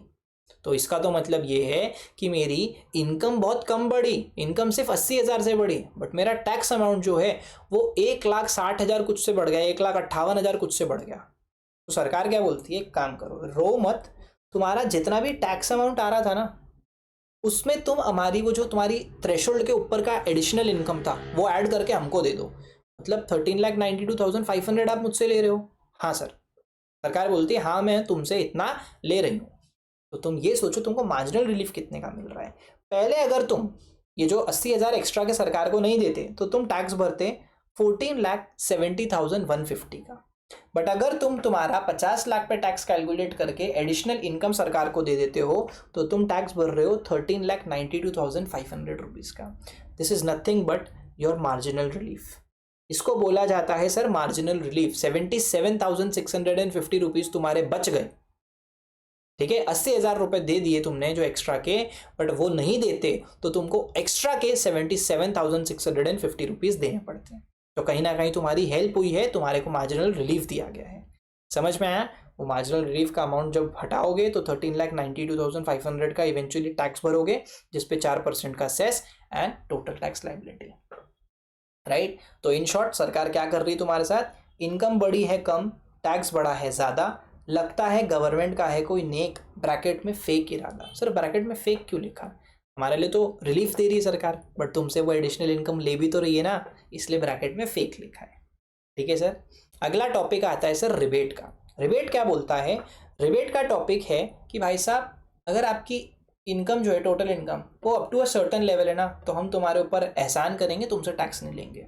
क्या बात कर रहे हो? हाँ देखो, अगर आप एक रेसिडेंट इंडिविजुअल हो, आपने ऑप्शनल टैक्स रजीम ऑप्ट करी है, मतलब डिफॉल्ट से ऑप्ट आउट करी है, और आपकी total income up to 5 lakh की है, ठीक है, ये तीनों कंडीशन फुलफिल होनी चाहिए, तो ऐसे केसेस में income tax payable on the total income और 12,500 रुपए विच एवर इज लेस, ठीक है, उतने रुपए का आपको रिबेट दे दिया जाएगा। मतलब आपके टोटल टैक्स पेबल में से वो अमाउंट माइनस हो जाएगा। ठीक है। रिबेट याद रखना, can not exceed the total tax liability before adding cess. Cess add करने के पहले टोटल टैक्स लाइबिलिटी जितनी है उससे ज्यादा का रिबेट आपको नहीं मिल सकता, और रिबेट आपको मिलता है बिफोर एडिंग सेस। ठीक है। Rebate is allowed from income tax before adding health and education cess. एक छोटी सी बात और याद रख लेना कि आपकी जो 112A वाली लॉन्ग टर्म कैपिटल गेन की इनकम होती है ना, उसके अगेंस्ट आपको रिबेट अवेलेबल नहीं होता। ठीक है सर, उसके अगेंस्ट आपको रिबेट अवेलेबल नहीं होता। अरे यस और नो, समझ में आया क्या? चलो सर समझ गया। अगला टॉपिक है कि आपके फर्म्स के, कंपनीज के, कोऑपरेटिव सोसाइटीज़ के टैक्स रेट्स क्या होते हैं। तो अगर मैं किसी partnership firm, LLP, local authority की बात करूं तो जितना कमाया है उस पर फ्लैट 30% का उनको टैक्स भरना पड़ता है, और अगर उनका टोटल इनकम 1 करोड़ से ऊपर जाता है तो 12% का सरचार्ज भरना पड़ता है। ठीक है sir.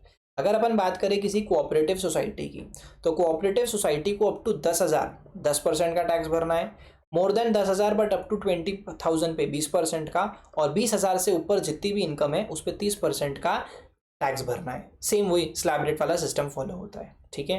Where as on the other hand एक डोमेस्टिक कंपनी की अगर बात करूं, तो अगर 23-24 में उनका टर्नओवर अप टू 400 करोड़ का था, तो ऐसे केसेस में उनका टैक्स पेबल जो होगा वो ग्रॉस रिसीट्स पे या उनके टोटल टर्नओवर का 25% होगा, राइट, और अदर केसेस में इट विल बी 30%। राइट है सर? ठीक है। अब सरचार्ज की अगर बात करूं तो जो सरचार्ज है वो कोऑपरेटिव सोसाइटी में और डोमेस्टिक कंपनी में सेम होता है। क्या होता है कि अगर आपकी टोटल इनकम 1 करोड़ से ज्यादा बट अप टू 10 करोड़ है, तो ऐसे केसेस में 7% का आपको टैक्स अमाउंट पे सरचार्ज भरना पड़ता है, और जहां आपकी टोटल इनकम 10 करोड़ से ज्यादा है वहां पे आपका सरचार्ज का रेट 12% का हो जाता है। Same is in the case of a domestic company. और अगर मैं एक फॉरेन कंपनी की बात करूं तो माय फ्रेंड, फॉरेन कंपनी पे आपको 35% की रेट से फ्लैट टैक्स भरना पड़ता है, राइट। एंड सर आपकी टोटल इनकम अगर 1 करोड़ से ज़्यादा और अप टू 10 करोड़ है तो 2% का सरचार्ज, और अगर सर टोटल इनकम 10 करोड़ से ऊपर है तो 5% का सरचार्ज आपको भरना पड़ता है। ठीक है सर। ये हो गए आपके नॉर्मल रेजीम के, मतलब अपने ऑप्शनल रेजीम के नॉर्मल प्रोविजन के हिसाब से टैक्स रेट्स। अब जो कंसेशनल टैक्स रेट्स हैं उसकी अपन चर्चा कर लेते हैं, जहां पे ताबड़तोड़ अमेंडमेंट लेकर आया है इंडियन गवर्नमेंट ने। ठीक है सर। तो भैया डिफॉल्ट टैक्स रेजीम सबसे पहले अपन बात कर रहे हैं, क्योंकि यहाँ special and concessional tax rates पढ़ने वाले हैं, तो पहले कंसेशनल पढ़ लेते हैं। सेक्शन 115 BAC में आता है आपका डिफॉल्ट टैक्स रेजीम। किसके लिए एप्लीकेबल होता है? Individual, HUF, AOP, BOI and artificial juridical person के लिए एप्लीकेबल होता है। ठीक है। मतलब कंपनी, पार्टनरशिप फर्म्स के लिए, कोऑपरेटिव सोसाइटी के लिए, उनके लिए दूसरे सेक्शन बनाए हैं, जैसे इंडिविजुअल्स के लिए 115 BAC है, वैसे उनके लिए दूसरे सेक्शन हैं। ठीक है सर, वो आप पढ़ोगे फाइनल में। अभी आप मेरी बात ध्यान से सुनो कि डिफॉल्ट टैक्स रेजिम में रेट्स चेंज हुए हैं। तो आप लोग अगर पुराना बुक रेफर कर रहे हो तो रेट चेंज कर लो, अगर नया बुक चाहिए तो फिर मेरे बुक को यूज़ कर लो या किसी फैकल्टी की बुक परचेज कर लो, राइट। बट ये चेंजेस ज़रूर कर लेना, यही अब आपको याद रखना है। अगर आप डिफॉल्ट टैक्स रेजिम में हो तो 4 लाख तक आपको कोई टैक्स नहीं भरना, 4 लाख से 8 लाख। अब आप क्या करो, 4 लाख तक कोई टैक्स नहीं भरना, ठीक है। अब इनकम में 4-4 लाख रुपए का स्लैब बढ़ाते जाओ और रेट में 5-5% से रेट बढ़ाते जाओ। ठीक है। देखो 4 लाख से 8 लाख 5%, यहाँ पे 4 प्लस करो तो 8 लाख से 12 लाख, और यहाँ पे 5 प्लस करो तो 10%, फिर 12 लाख से 16 लाख, और यहाँ पे 5 15%, 16 लाख से 20 लाख, यहाँ पे 5% 20%, 20 लाख से 24 लाख 25%, और 24 लाख के ऊपर जितनी भी आपकी इनकम है उस पर 30% की रेट से आपको टैक्स भरना पड़ेगा। समझ में आया क्या सर? ये था आपका डिफॉल्ट टैक्स रेजिम का नया रेट। अब सर डिफॉल्ट टैक्स रेजिम ले रहे हो, बहुत सारा फायदा सरकार दे रही है, तो आपसे कुछ फायदे छीन भी रही है। क्या फ़ायदे छीन रही है सर? सबसे पहले सैलरी में अगर आप देखो तो आपको हाउस रेंट अलाउंस अब अलाउ नहीं होगा, आपको ट्रांसपोर्ट अलाउंसेस जो हैं वो अलाउ नहीं होंगे, लेकिन याद रखना ब्लाइंड, डेफ, डम और ऑर्थोपेडिकली हैंडीकैप्ड को अलाउ हो जाएगा even if they have opted for the default tax regime. Similarly daily allowance, आपका कन्वेंस और ट्रैवलिंग अलाउंस भी अलाउ हो जाएगा even if you have opted for the default tax regime, right. Similarly अगर मैं आपको ये बोलूं कि आपने डिफॉल्ट टैक्स रेजिम लिया है तो चिल्ड्रन एजुकेशन अलाउंस और चिल्ड्रन हॉस्टल अलाउंस ये आपको अलाउ नहीं होंगे। मैंने यहाँ पे वो सारी चीज़ें लिखी है जो कि काफ़ी फ्रीक्वेंटली पूछी जाती है सैलरी के एंगल से, ठीक है। कुछ ऐसे एग्जेम्पशंस होते हैं जो आपको परक्विजिट से नहीं मिलेंगे अगर आप डिफॉल्ट टैक्स रेजिम में हो, जैसे कि leave travel concession.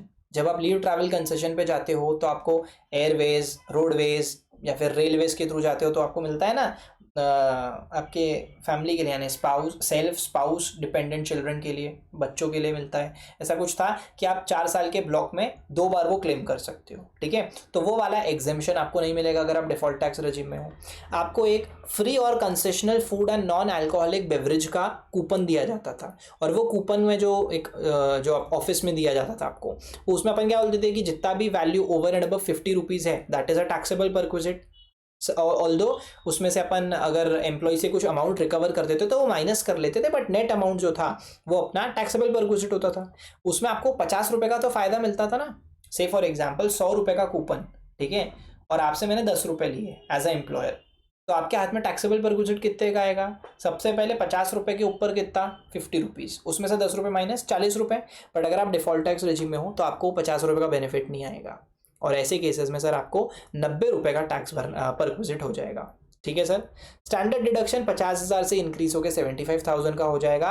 Entertainment allowance का डिडक्शन और प्रोफेशनल टैक्स का डिडक्शन आपको नहीं दिया जाएगा, ठीक है सर, अगर आप डिफॉल्ट टैक्स रेजिम में हो तो। परफेक्ट। तो उसके बाद हाउस प्रॉपर्टी में क्या नुकसान होगा अगर आप डिफॉल्ट टैक्स रेजिम में आ जाते हो? तो भाई साहब सेल्फ ऑक्यूपाइड प्रॉपर्टी के अगेंस्ट इंटरेस्ट ऑन लोन का खर्चा आप माइनस नहीं कर सकते। दूसरी बात, अगर कोई सेल्फ ऑक्यूपाइड हाउस प्रॉपर्टी का, ठीक है, लॉस है, हाउस प्रॉपर्टी के लॉस को आप set off against other head of income नहीं कर सकते, ठीक है। सेल्फ ऑक्यूपाइड नहीं, अगर लेट आउट या deem to be let out property भी है तो उसको आप इंटर हेड सेट ऑफ नहीं कर सकते, राइट। कैरी फॉरवर्ड भी नहीं कर सकते और ब्रॉड फॉरवर्ड लॉस को आप सेट ऑफ भी नहीं कर सकते। समझ में आया क्या sir?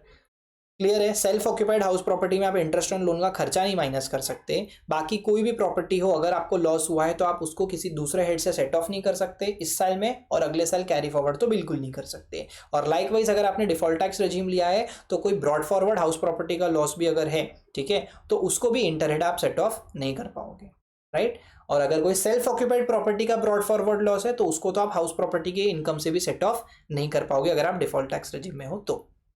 Profits and gains from business and profession में आपको एडिशनल डिप्रिसिएशन नहीं मिलेगा। आउटसाइड कंट्रीब्यूशन जो अपन साइंटिफिक नेचर का करते थे वो नहीं मिलेगा, मतलब इन हाउस मिल जाएगा, हाँ इन हाउस मिल जाएगा, आउटसाइड कंट्रीब्यूशन नहीं मिलेगा। और आपका जो 35 AD का डिडक्शन है वो भी आपको नहीं मिलेगा स्पेसिफाइड बिजनेस का। अगर मैं बात करूं आपसे इनकम फ्रॉम अदर सोर्सेज में आपसे क्या क्या सैक्रिफाइस करना पड़ेगा आपको, तो भाई साहब आपको जो 1032 में माइनर की इनकम पे 1500 रुपये का डिडक्शन मिलता था वो नहीं मिलेगा। साथ ही साथ MP MLA के जो अलाउंसेस एग्जेम्प्ट होते थे वो अब आपको उसका बेनिफिट नहीं मिलेगा। एक और एक चीज़, अब ये तो अच्छी चीज़ है कि फैमिली पेंशन में जो आपको 15,000 की लिमिट थी, 1/3 of the total pension family pension received और 15,000 विच एवर इज लेस जो डिडक्शन अमाउंट होता था वो 15,000 से बढ़ के 25,000 हो जाएगा अगर आप डिफॉल्ट टैक्स रेजिम में हो तो। सर उसके अलावा क्लबिंग सेट ऑफ तो आपने ऊपर की बातों से समझ लिया होगा, ठीक है। डिडक्शन अंडर चैप्टर 6A में अगर मैं आऊँ तो भाई साहब आपको ऑल डिडक्शंस इंक्लूडिंग 10AA, ठीक है, अलाउ नहीं होंगे accept JJAA, CCD2 and CCH2। ये 3 ऐसे सेक्शन है जो आपको डिफॉल्ट टैक्स में भी मिलते हैं, बट बाकी के जो सेक्शन है चैप्टर 6A के उसका डिडक्शन आपको नहीं मिलेगा अगर आप डिफॉल्ट टैक्स रेजिम में हो तो, ठीक है सर। यहाँ तक के क्लियर हो गया? अब आ जाओ आप लोग सरचार्ज पे। सरचार्ज का टॉपिक यहाँ क्या बोलता है कि अप टू 50 लाख कोई सरचार्ज नहीं लगेगा। 50 लाख से 1 करोड़ सेम जैसा पहले पढ़ा था नॉर्मल प्रोविजन में 10%। 1 करोड़ से लेके 2 करोड़ की आपकी टोटल इनकम है तो सेम जैसा ऊपर पढ़ा था 15%। लेकिन याद रखना अबव 2 करोड़ जितनी भी इनकम है उस पर 25% का स्लैब रेट आ जाएगा। सरचार्ज के केस में 37% वाला रेट ही यहाँ से हटा दिया गया डिफॉल्ट टैक्स रेजिम से। क्लियर है सर? परफेक्ट। ऑल्सो 111 ए, 112 ए और आपकी जो डिविडेंड इनकम है उस पर सरचार्ज कभी भी 15% से एक्सीड नहीं हो सकता, जस्ट लाइक आपने जो नॉर्मल प्रोविजन में पढ़ा था। परफेक्ट। अगला जो पॉइंट है वो है rebate under default tax regime, जहां पे एक छोटा सा अमेंडमेंट भी है। ठीक है सर, यहाँ पे पहले फिगर हुआ करता था 7 लाख का, अब इन्होंने बोल दिया है कि अगर आपकी टोटल इनकम जो है वो अप टू 12 लाख की रहेगी। ठीक है, अगर आपकी total income up to 12 lakh की है तो 60,000 रुपीज और total tax amount whichever is less का आपको रिबेट दिया जाएगा, अलाउ किया जाएगा बिफोर एडिंग सेस। परफेक्ट है। अगर आपकी इनकम 12 लाख के ऊपर है तो आप एक काम करो, पहले अपनी एक्चुअल टोटल इनकम पे टैक्स कैलकुलेट करो एंड उसमें से एक अमाउंट माइनस करो। कौन सा amount sir? Amount over and above your 12 lakh की इनकम। ये अमाउंट माइनस करने के बाद जो नेट अमाउंट आएगा ना, that is going to be your rebate amount. ठीक है sir, to ensure tax liability doesn't increase drastically, ये प्रोविजन आपको दिया गया है। Also no rebate will be available against any special rate income, जैसा कि पहले हुआ करता था नॉर्मल में, वो डिफॉल्ट में भी होगा। ठीक है सर, एक एग्जाम्पल है यहाँ पे देखो, आपकी इनकम कितनी थी? 12,15,000 की थी during the previous year 25-26 under default tax regime. 35 साल के आप हो, रेसिडेंट हो, तो क्या करो, पहले 12,15,000 पे टैक्स कैलकुलेट कर लो। ठीक है। अच्छा, एक चीज़ मैं भूल गया, आपको बताना। देखो, मैं आपको हर बार ट्रिक दे रहा था ना, इधर भी एक ट्रिक है। क्या ट्रिक है? देखो सर, ट्रिक ये है कि यहाँ पे तो नील अमाउंट आएगा। ठीक है, इधर 4 लाख पे 5% के हिसाब से 20%। अब आप क्या करो, हर बार 20-20 हज़ार ऐड करो, तो 40,000 इधर आएगा। आप क्रॉस चेक भी कर सकते हो, 60,000 इधर आएगा, 80,000 इधर आएगा और यहाँ पे 1 लाख आएगा। और ये जब सबको मिला लोगे तो अमाउंट आएगा आपका, जो आपको फिगर याद रखना है शॉर्टकट के लिए, वो होगा 3 लाख रुपए। ठीक है, और जितनी भी इनकम 24 लाख के ऊपर है उस पर आपको 30% से मल्टीप्लाई करना है। बराबर है सर? चलो, ये आप एक ट्रिक याद करोगे। हाँ, अभी मेरी बात सुनो, कहाँ गए अपन? ये रहा। तो यहाँ पे मेरी इनकम 12,15,000 की है, तो मैं सिंपली क्या करूँगा, 12 लाख तक मेरे को 20,000 और 40,000 ये अमाउंट आएगा। और प्लस मैं क्या करूँगा, 12,15,000 माइनस 12 लाख। ठीक है, 12 लाख से 16 लाख के ब्रैकेट में मुझे मल्टीप्लाई करना पड़ेगा 20%, 5, 10, 15%। ठीक है, तो ये मेरा टोटल अमाउंट मुझे कितना देके जाएगा, 62,250 का। ये आ गया मेरा 12,15,000 की इनकम पे। फिर मैं टैक्स कैलकुलेट करूंगा 12 लाख पे, तो वो आएगा कितना सर? वो आएगा मेरा, हाँ सॉरी नहीं, माय बैड, मैं मार्जिनल रिलीफ में घुस गया था।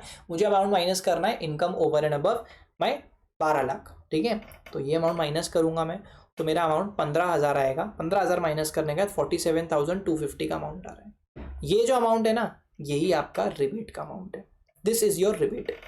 एंड रिबेट माइनस करने के बाद आपका टैक्स आ रहा है 15,000 का, जिसपे 4% की रेट से 600 रुपये आप सेस का ऐड करोगे। 15,600 का आपका टोटल टैक्स लाइबिलिटी आएगा आफ्टर क्लेमिंग द रिबेट। समझ में आया क्या सर? क्लियर है कि नहीं? चलो सर, अगला पॉइंट है सर स्पेशल रेट का। स्पेशल टैक्स रेट्स क्या बोलते हैं? स्पेशल टैक्स रेट में सबसे पहले कैपिटल गेन की बात हुई है। कैपिटल गेन में सेक्शन 112 ए है, 112 है, उसके बाद में 111 ए है। तो सर 111, सर 111 आपका नॉर्मल इनकम में पार्ट बनता है। पहले 111 ये देख लो कि कोई भी लिस्टेड कंपनी के इक्विटी शेयर्स को, इक्विटी ओरिएंटेड म्यूचुअल फंड के यूनिट्स को अगर आप शॉर्ट टर्म पीरियड होल्ड करके बेचते हो, राइट, तो ये अगर आपने 23 जुलाई 2024 के पहले बेचा होता था ना, तो आपकी टैक्स रेट 15% की थी। ठीक है, अगर आपने ऑन और आफ्टर 23 जुलाई 2024 बेचा है तो टैक्स रेट आपकी 20% की है। सिमिलरली अगर मैं आपको बोलूँ 112 ए में, यानी कि लॉन्ग टर्म हुआ है, तो अगर आपने बिफोर बेचा होता ना, तो आपका जितना भी gain over and above 1.25 lakh हुआ है, 1,25,000, उस पर टैक्स 10% की रेट से लगता था। बट अगर आप ऑन और आफ्टर 23 जुलाई 2024 बेचते हो तो वहां पे आपका जो भी टैक्स लगेगा वो 12.5% की रेट से लगेगा, but only over and above 1.25 lakh लगेगा। समझ में आया क्या सर? कंडीशन ये है कि STT should be paid both at the time of transfer and acquisition of the shares in case of 112A। ठीक है सर, अब अगर मैं बात करूं बाकी के सेक्शंस की, जैसे 112 की, तो वहां पे क्या है सर, यहाँ पे मैं बात कर रहा हूँ LTCG other than 112A and unlisted shares, मतलब बेसिकली मैं लैंड एंड बिल्डिंग की बात कर रहा हूँ। तो अगर मैंने कोई लैंड एंड बिल्डिंग को बेचा है बिफोर 23 जुलाई 2024, तो जाहिर सी बात है सर, खरीदा भी पहले ही होगा। तो यहाँ पे सर आपको विथ इंडेक्सेशन 20%, मतलब इंडेक्सेशन का फायदा मिल जाएगा और 20% की रेट से टैक्स भरना पड़ेगा। बट अगर मैंने ट्रांसफर किया है ऑन और आफ्टर 23 जुलाई 2024, तो आप चेक कर लो। क्या चेक करोगे? आप ये चेक करोगे कि अगर आपने उसको एक्वायर पहले करा था तो अगेन आप विथ इंडेक्सेशन 20% भर सकते हो, राइट, और 12.5% विदाउट इंडेक्सेशन भर सकते हो, आपको जो भी बेनिफिशियल लगे उस केस में। ठीक है सर, समझ में आया? ओके। अब अगर मैं कैपिटल एसेट में लैंड एंड बिल्डिंग के अलावा कोई दूसरे कैपिटल एसेट की बात करूं तो वहां पे आपके पास ये ऑप्शन अवेलेबल नहीं है। ठीक है, आपके पास ये जो ऑप्शन है ना 20% विद इंडेक्सेशन या 12.5% विदाउट इंडेक्सेशन, जैसे अगर मैं ज्वेलरी बेच रहा हूँ, ठीक है, तो वो 112A में अगर आ रहा है, 112 में अगर आ रहा है, अनलिस्टेड शेयर्स तो वो है नहीं। तो अगर मैं ज्वेलरी बेच रहा हूँ तो मेरे पास ये दोनों ऑप्शन अवेलेबल नहीं है। मैंने एक्वायर पहले करके बाद में अगर बेचा है ना, तो ऐसे केसेस में मुझे 12.5% की रेट पे ही उस पर टैक्स भरना पड़ेगा विदाउट इंडेक्सेशन। सिर्फ ये जो बेनिफिट है आपको, ये सिर्फ आपको लैंड एंड बिल्डिंग में मिला है, और ये भी ना सिर्फ टैक्स कैलकुलेशन के टाइम पे मिलता है, गेन कंप्यूटेशन के टाइम पे आपको इंडेक्सेशन का बेनिफिट अवेलेबल नहीं होता है। ये बात अपन डिटेल में चर्चा करेंगे कैपिटल गेन चैप्टर में। इसके बाद आता है sir LTCG from the transfer of unlisted securities और shares held by the non resident. अगर आपने बिफोर 23 जुलाई 2024 किया तो 10%, ऑन और आफ्टर किया तो फिर 12.5% की रेट से टैक्स लगेगा। क्लियर है क्या बॉस? परफेक्ट। अगर आपने कोई विनिंग्स कमाई है, जैसे कि sir crossword puzzles, lottery, horse race, card games, gambling, betting या ऑनलाइन गेम्स को छोड़ के अगर कोई इनकम कमाई है आपने बेटिंग वेटिंग से, तो 30% की रेट लगेगी। ऑनलाइन गेम से आपको जो भी नेट विनिंग्स हुआ है उस पर भी 30% का फ्लैट रेट लगता है, यहाँ पे कोई स्लैब रेट्स नहीं होते। ठीक है सर। उसके बाद में आता है tax on the unexplained income. ठीक है, टैक्स ऑन अनएक्सप्लेन्ड इनकम में क्या क्या चीज़ें आती है? बेसिकली अनडिस्क्लोज्ड इनकम है, अलग अलग चीज़ें होती है, मैं आपको समझाऊंगा क्या होती है। उस पर टैक्स रेट लगता है फ्लैट 60%। ठीक है, फ्लैट 60% का टैक्स रेट लगता है। कौन सी इनकम होती है अनडिस्क्लोज्ड इनकम में? तो सबसे पहले कैश क्रेडिट। आपके बुक्स में क्रेडिट हुआ है पैसा, बट आपको पता ही नहीं उसका सोर्स क्या है, आप समझा नहीं पा रहे सोर्स क्या है, या आप जो बोल रहे हो सामने असेसिंग ऑफिसर को सेटिस्फैक्टरी नहीं लगता, ये आपकी अनडिस्क्लोज्ड इनकम मानी जाएगी। अगर आपने कोई अनएक्सप्लेन्ड इन्वेस्टमेंट, आपने कहीं इन्वेस्टमेंट कर रखी है बट आपने बुक्स में रिकॉर्ड ही नहीं करी, और जब आप पकड़ में आए हो आप, तो आप उसको जो समझा रहे हो, एक्सप्लेनेशन दे रहे हो, वो सेटिस्फैक्टरी नहीं है या समझ ही नहीं आ रहा, तो ऐसे केसेस में वो आपकी अनएक्सप्लेन्ड इन्वेस्टमेंट अनडिस्क्लोज्ड इनकम बन जाएगी। अनएक्सप्लेन्ड मनी, तुम्हारे घर में बहुत सारा कैश मिला, अब तुम उसका सोर्स नहीं बता पा रहे, या जो तुम बड़बड़ कर रहे हो सामने वाले को सेटिस्फैक्टरी नहीं लग रहा, अनएक्सप्लेन्ड इनकम है, अनडिस्क्लोज्ड इनकम के फॉर्म में 60% की रेट से टैक्सेबल होगा। Amount of the investment etcetera not disclosed fully in the books of accounts. 20 lakh की इन्वेस्टमेंट को तुमने सिर्फ 10 लाख पे रिपोर्ट करा है, तो वो जो अंडर रिपोर्टेड अमाउंट है ना 10 लाख का, that is going to be your unexplained income, sorry undisclosed income, जिसपे 60% की रेट से टैक्स लगेगा। अनएक्सप्लेन्ड एक्सपेंडिचर, तुमने कोई खर्चा करा था बट उसका रिकॉर्डिंग नहीं करा, और पकड़ में आने पे सोर्स समझा नहीं पा रहे हो, एक्सप्लेनेशन सेटिस्फैक्टरी नहीं है, तुम्हारा अनडिस्क्लोज्ड इनकम है वो खर्चा। ठीक है। अमाउंट बोरोड और रीपेड ऑन हुंडी, हुंडी के बेसिस पे लोन लिया था, ठीक है, और वो अमाउंट का लोन लिया या फिर उसको रीपे करा अलॉन्ग विथ इंटरेस्ट, ये जो भी अमाउंट का तुमने लेन देन करा है हुंडी के बेसिस पे, अगर ये अकाउंट पे चेक से नहीं हुआ, यानी कि कैश में, क्रॉस चेक में, बेरर चेक में हुआ, ठीक है, तो उस केस में ही वो अनडिस्क्लोज्ड इनकम बन जाएगा। अगर अकाउंट पे ही चेक में कर रहे हो तो कोई प्रॉब्लम की बात नहीं है, बट अगर आपने अदर देन अकाउंट पे ही चेक में हुंडी के बेसिस पे लोन लिया है या रीपे किया है या फिर इंटरेस्ट भी पे करा है, ये तीनों चीज़ें आपका अनडिस्क्लोज्ड इनकम बनेगा, जिसपे फ्लैट टैक्स रेट लगेगा 60% का। अरे येस और नो, समझ में आया क्या सर? चलो क्लियर है। अगला पॉइंट आता है सर आपका एग्रीकल्चर इनकम और agriculture income and partial integration of the agriculture income. This is the last topic of this chapter. ठीक है, देखो सर, एग्रीकल्चर इनकम का डेफिनेशन बहुत वाइड होता है and it covers the income of not only the cultivators but also the land holders who might have rented out the land. ठीक है, मतलब सिर्फ कल्टीवेटर्स जो अपना प्रोड्यूस बेच के कमाते हैं वही एग्रीकल्चर इनकम नहीं होता, उसके अलावा जो लोग एग्रीकल्चर लैंड को रेंट पे देते हैं वो रेंटल इनकम भी आपकी एग्रीकल्चर इनकम हो सकती है अगर कंडीशंस फुलफिल होती है तो। एग्रीकल्चर इनकम कैश में भी रिसीव हो सकती है, काइंड में भी रिसीव हो सकती है। ठीक है, कैसे मतलब सर, मैंने अगर किसी को मेरे एग्रीकल्चर लैंड खेती करने के लिए किसान को दे दी, उसने मुझे पैसों के बदले में फसल दी, तो मेरे लिए वो इनकम हो गई। एग्रीकल्चर इनकम में arise in any of the following veg.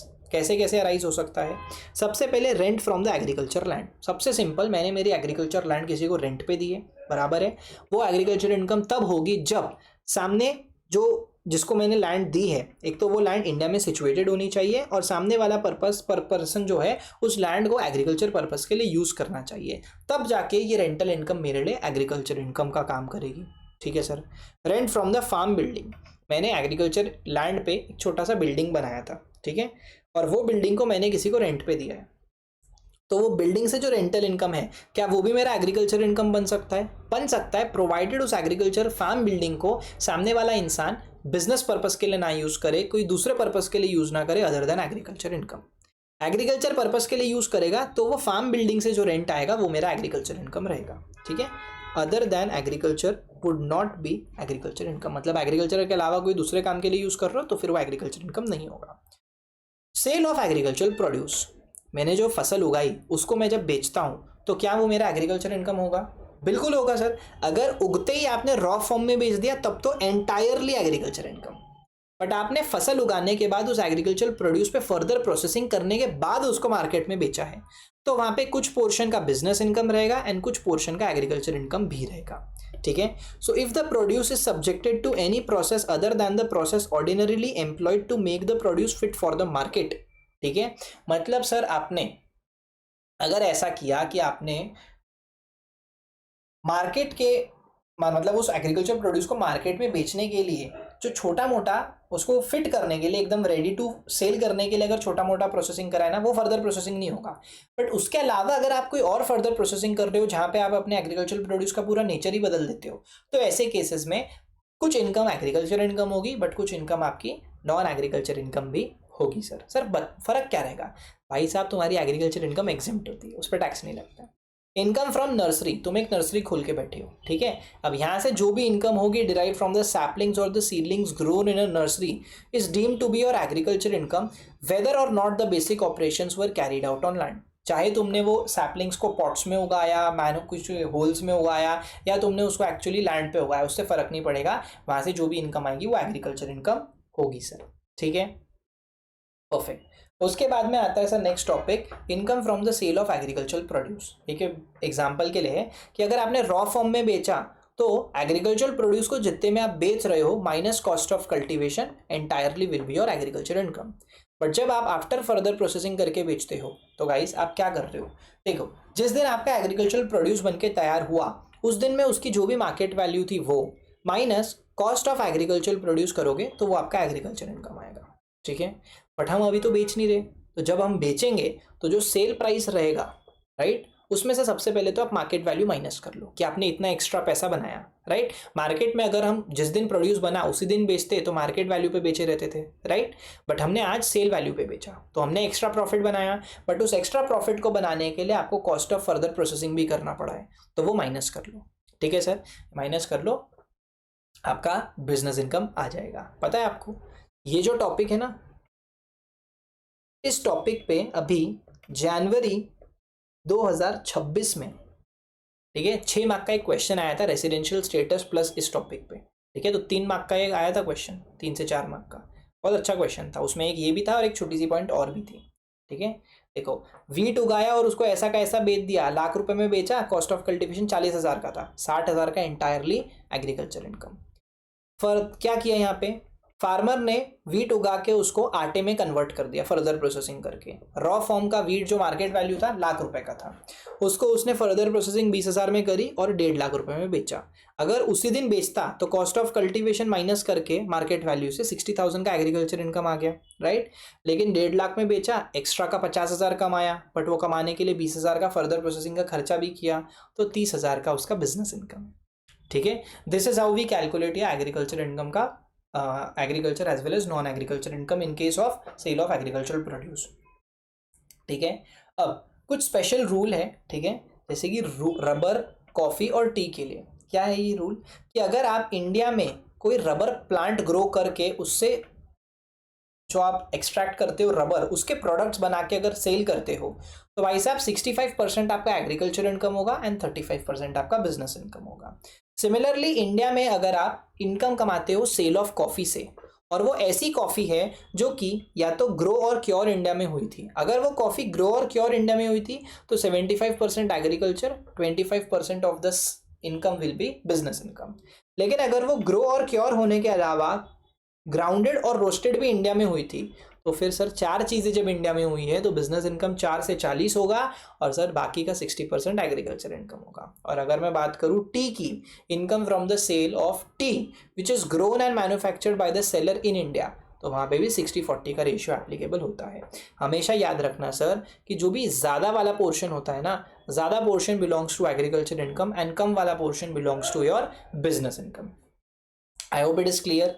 चलो अगला टॉपिक है सर आपका एग्रीकल्चर इनकम जो होता है, it is exempt subject to conditions mentioned in the definition given under section 2(1)(a), जैसा ऊपर अपन ने पढ़ा। However, a method has been laid down to levy tax on the agriculture income in an indirect way.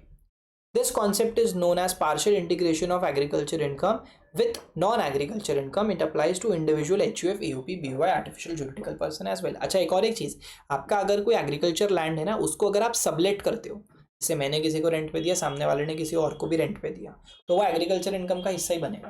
बराबर है sir, वो exempt ही रहेगा। चलो अब यहाँ पार्शियल इंटीग्रेशन समझते हैं। देखो, दो कंडीशन अगर फुलफिल होती है तो आपका पार्शियल इंटीग्रेशन का कॉन्सेप्ट एप्लीकेबल हो जाता है। क्या है वो दो कंडीशन? पहला, आपकी जो नेट एग्रीकल्चर इनकम है it should exceed 5,000 rupees per annum, ठीक है। दूसरा, नॉन एग्रीकल्चर इनकम जो है, ठीक है, it should exceed the maximum amount not chargeable to tax. Basically आपकी बेसिक एग्जेम्पशन लिमिट की बात हो रही है, जो डिफॉल्ट टैक्स में 4 लाख होता है, 2.5 लाख, 3 लाख, 5 लाख होता है नॉर्मल प्रोविजंस में, ठीक है। तो आपका non agriculture income basic exemption limit से ज्यादा होना चाहिए depending upon the age and depending upon the regime which you have opted for. और नेट एग्रीकल्चर इनकम जो है वो आपका 5,000 रुपए से ज्यादा होना चाहिए पर एनम बेसिस पे। अगर ये दोनों कंडीशन फुलफिल होती है तो आपके ऊपर पार्शियल इंटीग्रेशन लगेगा।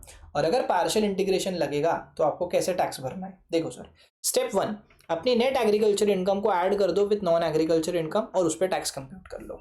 Step number 2, net agriculture income को बेसिक एग्जेम्पशन लिमिट जो आपके ऊपर एप्लीकेबल है उसमें ऐड करके उस पर आप टैक्स कैलकुलेट कर लो। Step number 3, step number 1 minus step number 2 कर दो, ठीक है। स्टेप नंबर 4 में अगर आपके ऊपर सरचार्ज लगता है तो सरचार्ज लगा दो, अगर हेल्थ एंड एजुकेशन सेस लगता है तो वो लगा दो। Step number 5, thereafter cess जोड़कर आप पहुंच जाओगे आपके टैक्स अमाउंट पे, ठीक है। इतना सिंपल है। देखो, एक एग्जांपल लिया है मैंने, एक एक्स नाम का रेसिडेंट बंदा है, ठीक है।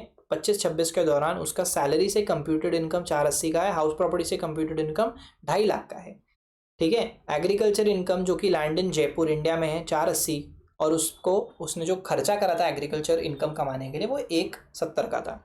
तो बेसिकली उसकी एग्रीकल्चर इनकम 3,10,000 की है और उसकी नॉन एग्रीकल्चर इनकम 7,30,000 की है, ठीक है सर। तो बेसिकली आपकी एग्रीकल्चर इनकम 5,000 से ज़्यादा है, बिल्कुल है। क्या आपकी जो नॉन एग्रीकल्चर इनकम है वो आपकी बेसिक एग्जेम्पशन लिमिट से ज़्यादा है? बिल्कुल है सर। आप अगर अंडर ऑप्शनल रेजिम हो, ठीक है, और आपकी एज 45 ईयर्स की है तो आप पे तो 2.5 लाख का एप्लीकेबल होता है ना, उससे तो ज़्यादा ही है।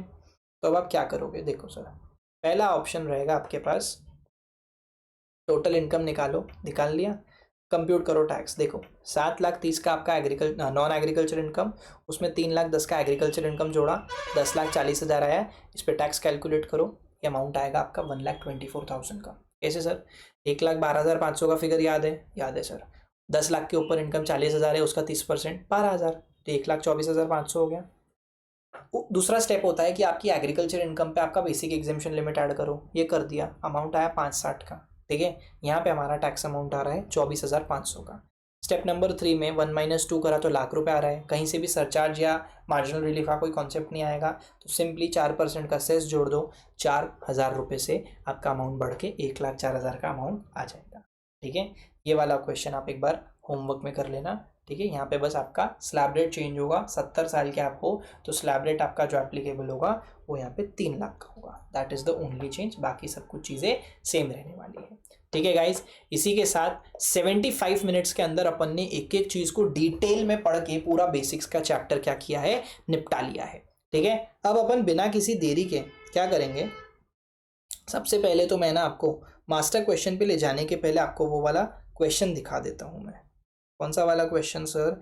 जो भी एग्जाम में आया था डिस्क्रिप्टिव पेपर में। ठीक है, डीटी के डिस्क्रिप्टिव पेपर में एक सवाल आया था, ये देखो सर क्या है ये क्वेश्चन। ये क्वेश्चन क्या बोल रहा है, ध्यान से देखो। मिस्टर पॉल एक इंडियन सिटीजन है, he is the karta of VPHUF who stays out of India during the previous year as follows. ये उसका प्रीवियस रेसिडेंशियल स्टेटस से रिलेटेड पॉइंट दिया है, आप यहाँ से पढ़ो। यहाँ पे इसके पास 2 एग्रीकल्चर लैंड थी, एक मैसूर में और एक सहारनपुर में, मतलब इंडिया में एग्रीकल्चर लैंड है। Mysore land is used for coffee cultivation. अच्छा जी, cost of the cultivation is 4 lakhs and is sold directly in the Indian market 15 lakhs में। अगर आप कॉफी बेच रहे हो, कुछ नहीं बोला तो आप ये समझ के चलो कि ग्रो और क्योर इंडिया में हुआ है, ग्राउंडेड और रोस्टेड इंडिया में नहीं हुआ है। तो जो भी आपका कॉफी से इनकम आया है, बिजनेस इनकम, जो भी आपका इनकम आया है जो कि 11 लाख का आएगा, उसमें से आपका 25% will be business income and हमेशा ज़्यादा पोर्शन की तरह 75% विल बी और agriculture income. Point number 1।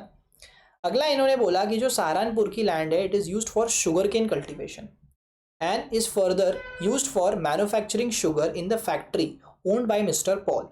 The sugar cane जिसका वर्थ 8 लाख रुपए का है, were processed into sugar with a job work cost of 8 lakh rupees and sold in the market of 28 lakhs। Cost of cultivation था 2 लाख का। Sugar cane को उगाने में 2 लाख का खर्चा हुआ। जिस दिन वो उग के तैयार हुआ, मार्केट में आप 8 लाख रुपए में बेच सकते थे, बट आपने बेचा नहीं। उस पर आपने 3 लाख रुपए की और फर्दर प्रोसेसिंग करी और मार्केट में 28 लाख में बेचा। तो यहाँ पे क्या होगा सर, सबसे पहले जब हमारा एग्रीकल्चर प्रोड्यूस बन के तैयार होता है तो market value minus cost of cultivation करने से हमको एग्रीकल्चर इनकम आती है 6 लाख रुपए। 8 लाख माइनस 2 लाख 6 लाख बराबर।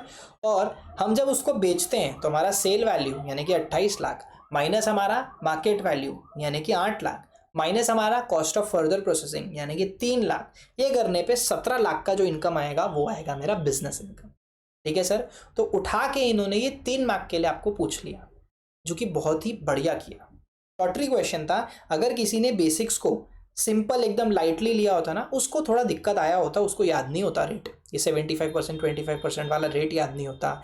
एग्रीकल्चर प्रोड्यूस को जब बेचते हो आप फर्दर प्रोसेसिंग करके तो उसका क्या फॉर्मेट होता है वो याद नहीं होता था। ठीक है, तो कहीं से भी कोई भी चैप्टर को आपको लाइटली नहीं लेना है।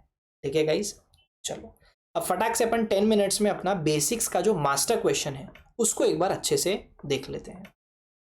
देखो क्या बोल रहा है, निकुंज नाम का एक बंदा है जो कि टोटल इनकम कमाता है 1,74,00,000 का। अब 1,74,000 भाई साहब, 1 करोड़ के ऊपर आपकी इनकम गई है, मतलब आप पे सरचार्ज लगेगा, और लगेगा 10 का नहीं 15 का लगेगा, क्योंकि आप 1 करोड़ से 2 करोड़ के ब्रैकेट में हो। ठीक है, चाहे आप डिफॉल्ट में हो या ऑप्शनल में, वो बात की बात है, बट आप पे सरचार्ज लगेगा। अब टैक्स में हमेशा अपन नोटिस करना कि आप ना, रिक्वायरमेंट आपको आखिरी में दी हुई होती है, तो पहले अपन आखिरी लाइन पढ़ लेते हैं। टोटल टैक्स लाइबिलिटी कंप्यूट करनी है निकुंज की from the information given below in the most beneficial manner in the following cases. ठीक है, मोस्ट बेनिफिशियल मैनर का मतलब क्या है? मोस्ट बेनिफिशियल मैनर का मतलब डिफॉल्ट और ऑप्शनल दोनों से करो और जो भी बेनिफिशियल है वो बताना है, बराबर। ठीक है, पहला केस रेसिडेंट है 35 ईयर्स का, ये मैं आपके साथ सॉल्व करूंगा, ये दोनों आपको होमवर्क में करना है। ठीक है, इसका इनकम है 1,74,00,000 का, मतलब इसका ये कि सरचार्ज लगेगा @15%। ऑल्सो मार्जिनल रिलीफ भी पिक्चर में आ सकता है बॉस, अगर आप ध्यान से देखो तो मार्जिनल रिलीफ भी पिक्चर में आ सकता है। रीज़न क्या है? आपकी इनकम थ्रेशोल्ड के बहुत आसपास है। ठीक है, आप देखना, मैं आपको मार्जिनल रिलीफ कैलकुलेट करके बताऊंगा, बट ये क्वेश्चन ना बहुत तगड़ा क्वेश्चन है, क्योंकि इसमें मैंने स्पेशल इनकम भी डाल दी है। ठीक है, आप देखो बस आगे क्या हो रहा है यहाँ पे। भाई साहब, टोटल इनकम जो है, ठीक है, टोटल इनकम में जो 1,74,00,000 है उसमें 54 lakhs का बिजनेस इनकम है। विनिंग फ्रॉम लॉटरी 10 लाख का है, 30% की tax rate. Long term capital gain of 8 lakhs है, received on the sale of land and building on 31 May 2025, मतलब आपने प्रॉपर्टी बेची 23 जुलाई 2024 के बाद में। क्या बेची? Land and building. तो भाई गेन कंप्यूट करते वक्त तो मेरे को 8 लाख विदाउट इंडेक्सेशन ही लेना पड़ेगा, बट अगर मैं इसका टैक्स अमाउंट कैलकुलेट करने वाला हूँ तो मुझे वहाँ पे इंडेक्सेशन का फ़ायदा मिल सकता है। क्वेश्चन को थोड़ा और लेवल सिंपल रखने के लिए मैंने आपको long term capital gain with indexation rough calculation के हिसाब से 640 क्वेश्चन में दे दिया, ठीक है। Short term capital gain 5 lakh का है on the sale of land and building. भाई साहब ये आपका नॉर्मल इनकम का पार्ट बनेगा, ये 111A में नहीं 111 में आता है, ठीक है। 31 दिसंबर को unaccounted jewellery was found at his home amounting 15 lakh, this is your undisclosed income. Nikunj ने अदर सोर्सेज से थोड़ी इनकम और कमाई 8,74,000 की, ठीक है। अब इस पे आपको टैक्स लाइबिलिटी कंप्यूट करके बताना है। मैंने आपको एक एक स्टेप वाइज पूरा सोल्यूशन लिख के दिया है, देखो मैं आपके साथ फटाफट डिस्कस करता हूँ। सर मैंने क्या किया, पहले सारी इनकम को लाइन बाय लाइन लिख दिया ताकि आपको टैक्स लाइबिलिटी निकालना सिंपल रहे। ऑल्दो क्वेश्चन में टोटल इनकम दी हुई थी, फिर भी मैंने अलग से लिखी है। पीजीबीपी की इनकम 54 लाख की। Income from capital gain, long term capital gain sale and building पे, short term capital gain sale and building sale of land and building पे 8 लाख 5 लाख, टोटल 13 लाख। लॉटरी की इनकम, अकाउंटेड ज्वेलरी की इनकम और other sources की income मिला के 33,74,000 की हो रही है। यानी टोटल इनकम 1,74,000, कोई डिडक्शन नहीं चैप्टर 6 में, कोई क्लबिंग सेट ऑफ नहीं, मेरा टैक्सेबल इनकम आ गया 1,74,000 का। अब नॉर्मल प्रोविजन में 35 ईयर्स की एज होने की वजह से मेरी इनकम कितनी आएगी, देखो सर पहले रुक जाओ, जो स्पेशल रेट की इनकम है उसको अपन हमेशा पहले लिखेंगे ताकि अपना एक काम निपट जाए। लॉन्ग टर्म कैपिटल गेन जो है खरीदा पहले था, बेचा 23 जुलाई 2024 के बाद में है, अभी मैं टैक्स कंप्यूट कर रहा हूँ तो अभी मुझे इंडेक्सेशन का फ़ायदा मिल सकता है ना। अगर मैं इंडेक्सेशन के साथ जाता तो मेरा गेन अमाउंट 6,40,000 का होता, जिसपे 20% की रेट से मुझे टैक्स भरना पड़ता 1,28,000। बट अगर मैं विदाउट इंडेक्सेशन जाता तो 8 लाख का विदाउट इंडेक्सेशन जो कैपिटल गेन है उस पर 12.5% की रेट से मुझे लाख रुपये भरना पड़ता। तो ये लाख रुपये मेरे लिए बेनिफिशियल है, मैं ये ऑप्ट करूँगा। लॉटरी की जो इनकम है मेरी 10 लाख की, उस पर 30% की रेट से 3 लाख का इनकम आएगा। अनडिस्क्लोज्ड इनकम जो है मेरा 15 लाख का, उस पर 30% की रेट से 4.5 लाख रुपए आएगा, राइट। अब मेरी बैलेंस इनकम कितनी बची, सर मेरी बैलेंस इनकम बची 54 लाख का बिजनेस इनकम, 5 लाख का मेरा short term capital gain land and building के सेल पे, और 8,74,000 का मेरा अदर सोर्सेज का इनकम, 67,74,000 रुपीज़, ठीक है। इसमें सिंपली मैं 10,000 रुपये माइनस कर लूँगा, 10 लाख रुपए, और उसको 30% से मल्टीप्लाई कर दूंगा और 1,12,000 रुपये ऐड कर दूंगा। ये अमाउंट आएगा 18,44,700 का। ये सबको मिला के मेरा टैक्स अमाउंट आ रहा है 26,94,700 रुपीज़ का, ठीक है। अब सरचार्ज की बारी आएगी, तो भाई साहब अनडिस्क्लोज्ड इनकम पे तो सरचार्ज है ना कंपल्सरीली 25% का लगता है, शायद मैं आपको तब बताना भूल गया। उस पर टैक्स रेट इसका अनडिस्क्लोज्ड इनकम में मैंने 60% बोला था, 60% का 25% यानी 15% की रेट आपको और ऐड हो जाती है 75%, और 4% का सेस ऐड हो जाता है तो 78% का इफेक्टिव टैक्स रेट होता है। तो कंपल्सरीली कितना भी अमाउंट हो अनडिस्क्लोज्ड इनकम पे आपका सरचार्ज 25% का लगता है। तो मेरा जो ये टैक्स अमाउंट था 4.5 लाख का, इस पे 25% की रेट से मेरा अमाउंट आ गया 1,12,500 का, ठीक है, सरचार्ज का। और जो मेरी बैलेंस इनकम है यानी कि इसमें से 4.5 लाख माइनस कर दो तो 22,44,700 आएगा, उस पर 15% का सरचार्ज का रेट एप्लीकेबल होएगा, वो मल्टीप्लाई करो कि टोटल सरचार्ज आएगा, ठीक है। टैक्स अमाउंट आफ्टर सरचार्ज आ गया, ठीक है। अब 1 मिनट रुको, आपका इनकम 1,74,000 हुआ है। अब आप देखो आपको मार्जिनल रिलीफ मिलेगा कि नहीं मिलेगा, मिलेगा। ये देखो सर, अगर आपका अमाउंट ऑफ टैक्स 1,74,000 पे 31,43,905 आ रहा है, तो आप एक बार चेक तो करके देखो कि 1 करोड़ पे कितना आ रहा है। देखो सर 1 करोड़ पे ये सारी चीज़ें सेम रहेगी, बस आपका जो बैलेंस इनकम है उसको आप कंसिडर करो सिर्फ 67 लाख, 74,000 को आप हटा दो, तो 67 लाख पे आप टैक्स लाइबिलिटी कंप्यूट करोगे ना तो वो 18,22,500 रुपये का आएगा। आप कैलकुलेट करके देख लो, कैलसी पे यही आएगा। इसमें सारा अमाउंट मिलाने के बाद 26,72,500 का अमाउंट आ रहा है।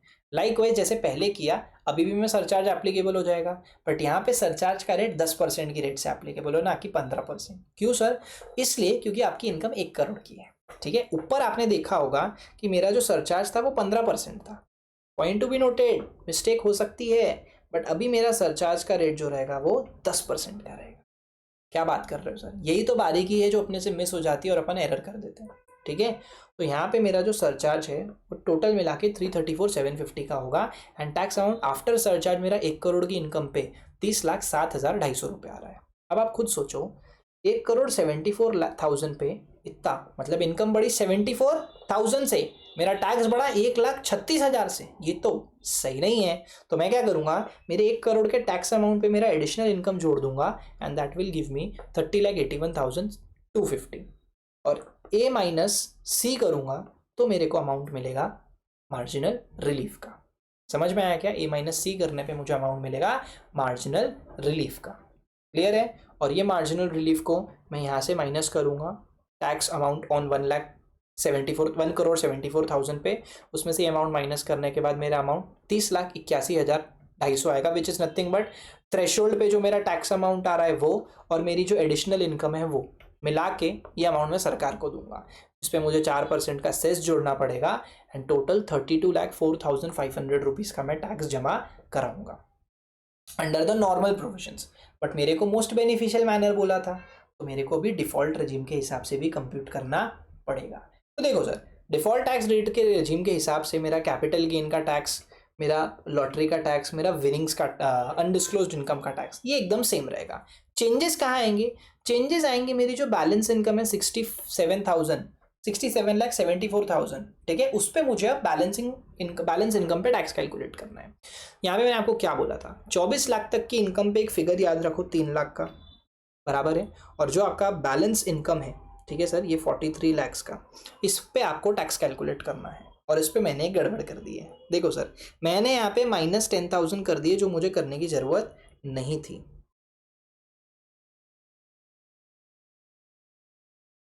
मुझे ये ज़रूरत नहीं थी। मेरे को क्या लिखना था यहाँ पे, 67,74,000 माइनस 24 लैक्स लिखना था, ठीक है। तो वो मेरा आ जाता था 43,74,000, उस पर मुझे 13% करना था। तो मैं अभी आपके सामने करना पड़ेगा मुझे, ठीक है। कितना आएगा, 67,74,000 माइनस, अरे 24 लैक्स, ठीक है, सॉरी फॉर द टक टक। तो ये 43,74,000 आ रहा है, इसको 30% से मल्टीप्लाई करूँगा तो अमाउंट कितना आएगा, 13,12,500। इस पर मुझे 3 लाख ऐड करना पड़ेगा, 16,12,200। हाँ, मैंने अमाउंट सही लिखा है, बस वहाँ मैं वो 10 लाख मिटाना भूल गया था, ठीक है। ये अमाउंट आएगा, टोटल टैक्स मेरा इतना आ गया। अब मेरे को सरचार्ज जोड़ना है, तो मैं मेरे 4.5 लाख पे 25% बराबर, और इस पे 15% क्योंकि 1 करोड़ से ज़्यादा की इनकम है, ये टोटल सरचार्ज हो गया। Total tax liability after surcharge हो गया। बट यहाँ पे भी मार्जिनल रिलीफ दे सकते हो आप, तो इधर भी मार्जिनल रिलीफ लेंगे।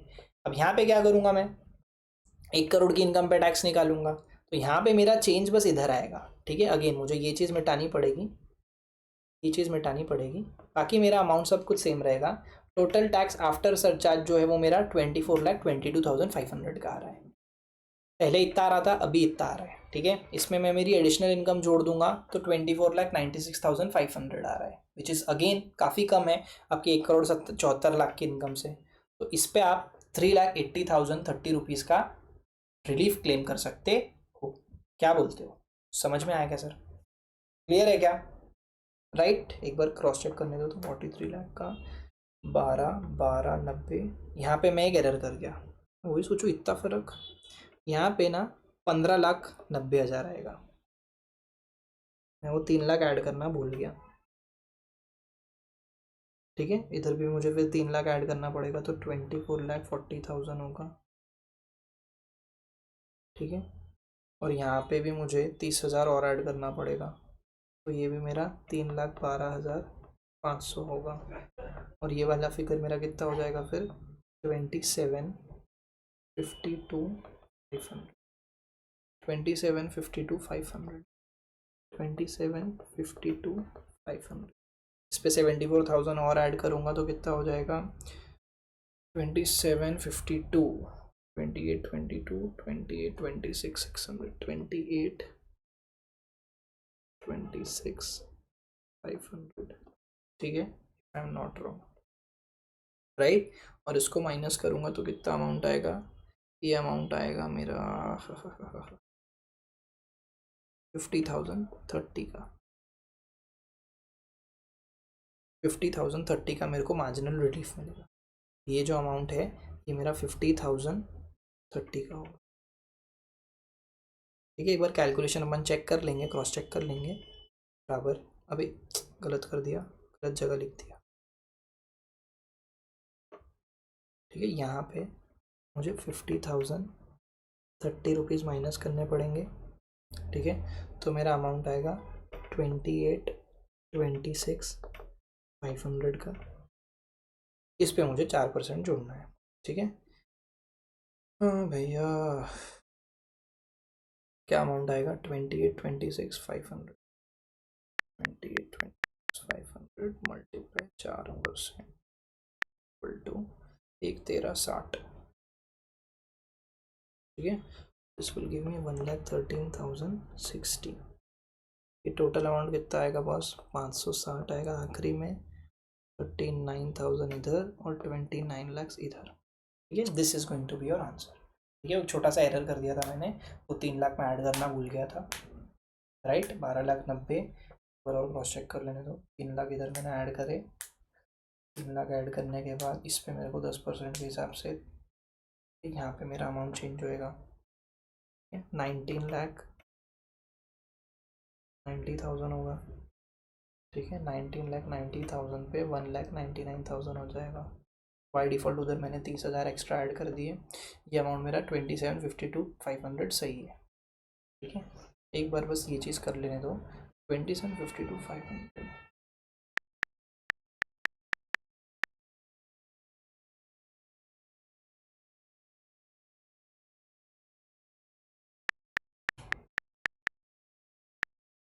124.30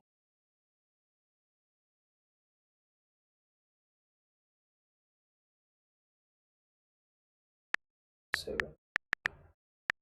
हाँ परफेक्ट, चलो सही है अपना आंसर। ठीक है, इसी के साथ आपका मास्टर क्वेश्चन भी होता है ख़त्म।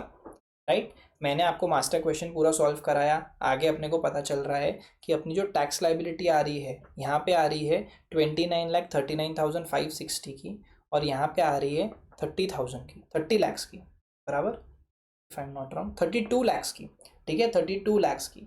भाई साहब, अपना तो फिर डिफॉल्ट टैक्स रेजिम बेनिफिशियल रहेगा, क्योंकि वहाँ पे टैक्स लाइबिलिटी जो है वो कम है। तो default tax regime is more beneficial in case my age is 35 years. ठीक है, 35 ईयर्स की अगर एज है तो वो मोर बेनिफिशियल। 62 और 82 में कुछ भी चेंज नहीं होगा, default tax regime will remain absolutely same. But हाँ, नॉर्मल प्रोविजन में आपका जो स्लैब है वो चेंज हो जाएगा। जो अभी अपन ने 2.5 लिया था वो आपका 62 ईयर्स की एज में स्लैब रेट 3 लाख का आएगा, और 82 ईयर्स में आपका स्लैब रेट 5 लाख का आएगा। So that is your homework, वो आप आपके एंड पे एक बार सॉल्व करो, बाकी कुछ भी नहीं, कैलकुलेशन एकदम सेम रहने वाला है। ठीक है, चलो गाइस, तो मिलता हूँ आपसे बहुत ही जल्दी एक और एक धमाकेदार रिवीजन वीडियो के साथ, जहाँ पे अपन अगले वीडियो में रेजिडेंशियल स्टेटस को रिवाइज करेंगे। तब तक के लिए all the very best, bye bye, take care, see you super soon, see you. और हाँ, अगर आपने वीडियो पूरा देखा और अभी तक लाइक नहीं किया, तो अच्छा लग रहा है आपको ऐसा करना, please like the video, subscribe to the channel if you are new to the channel, and also अपने फ्रेंड्स के साथ भी शेयर कर देना। Bye bye.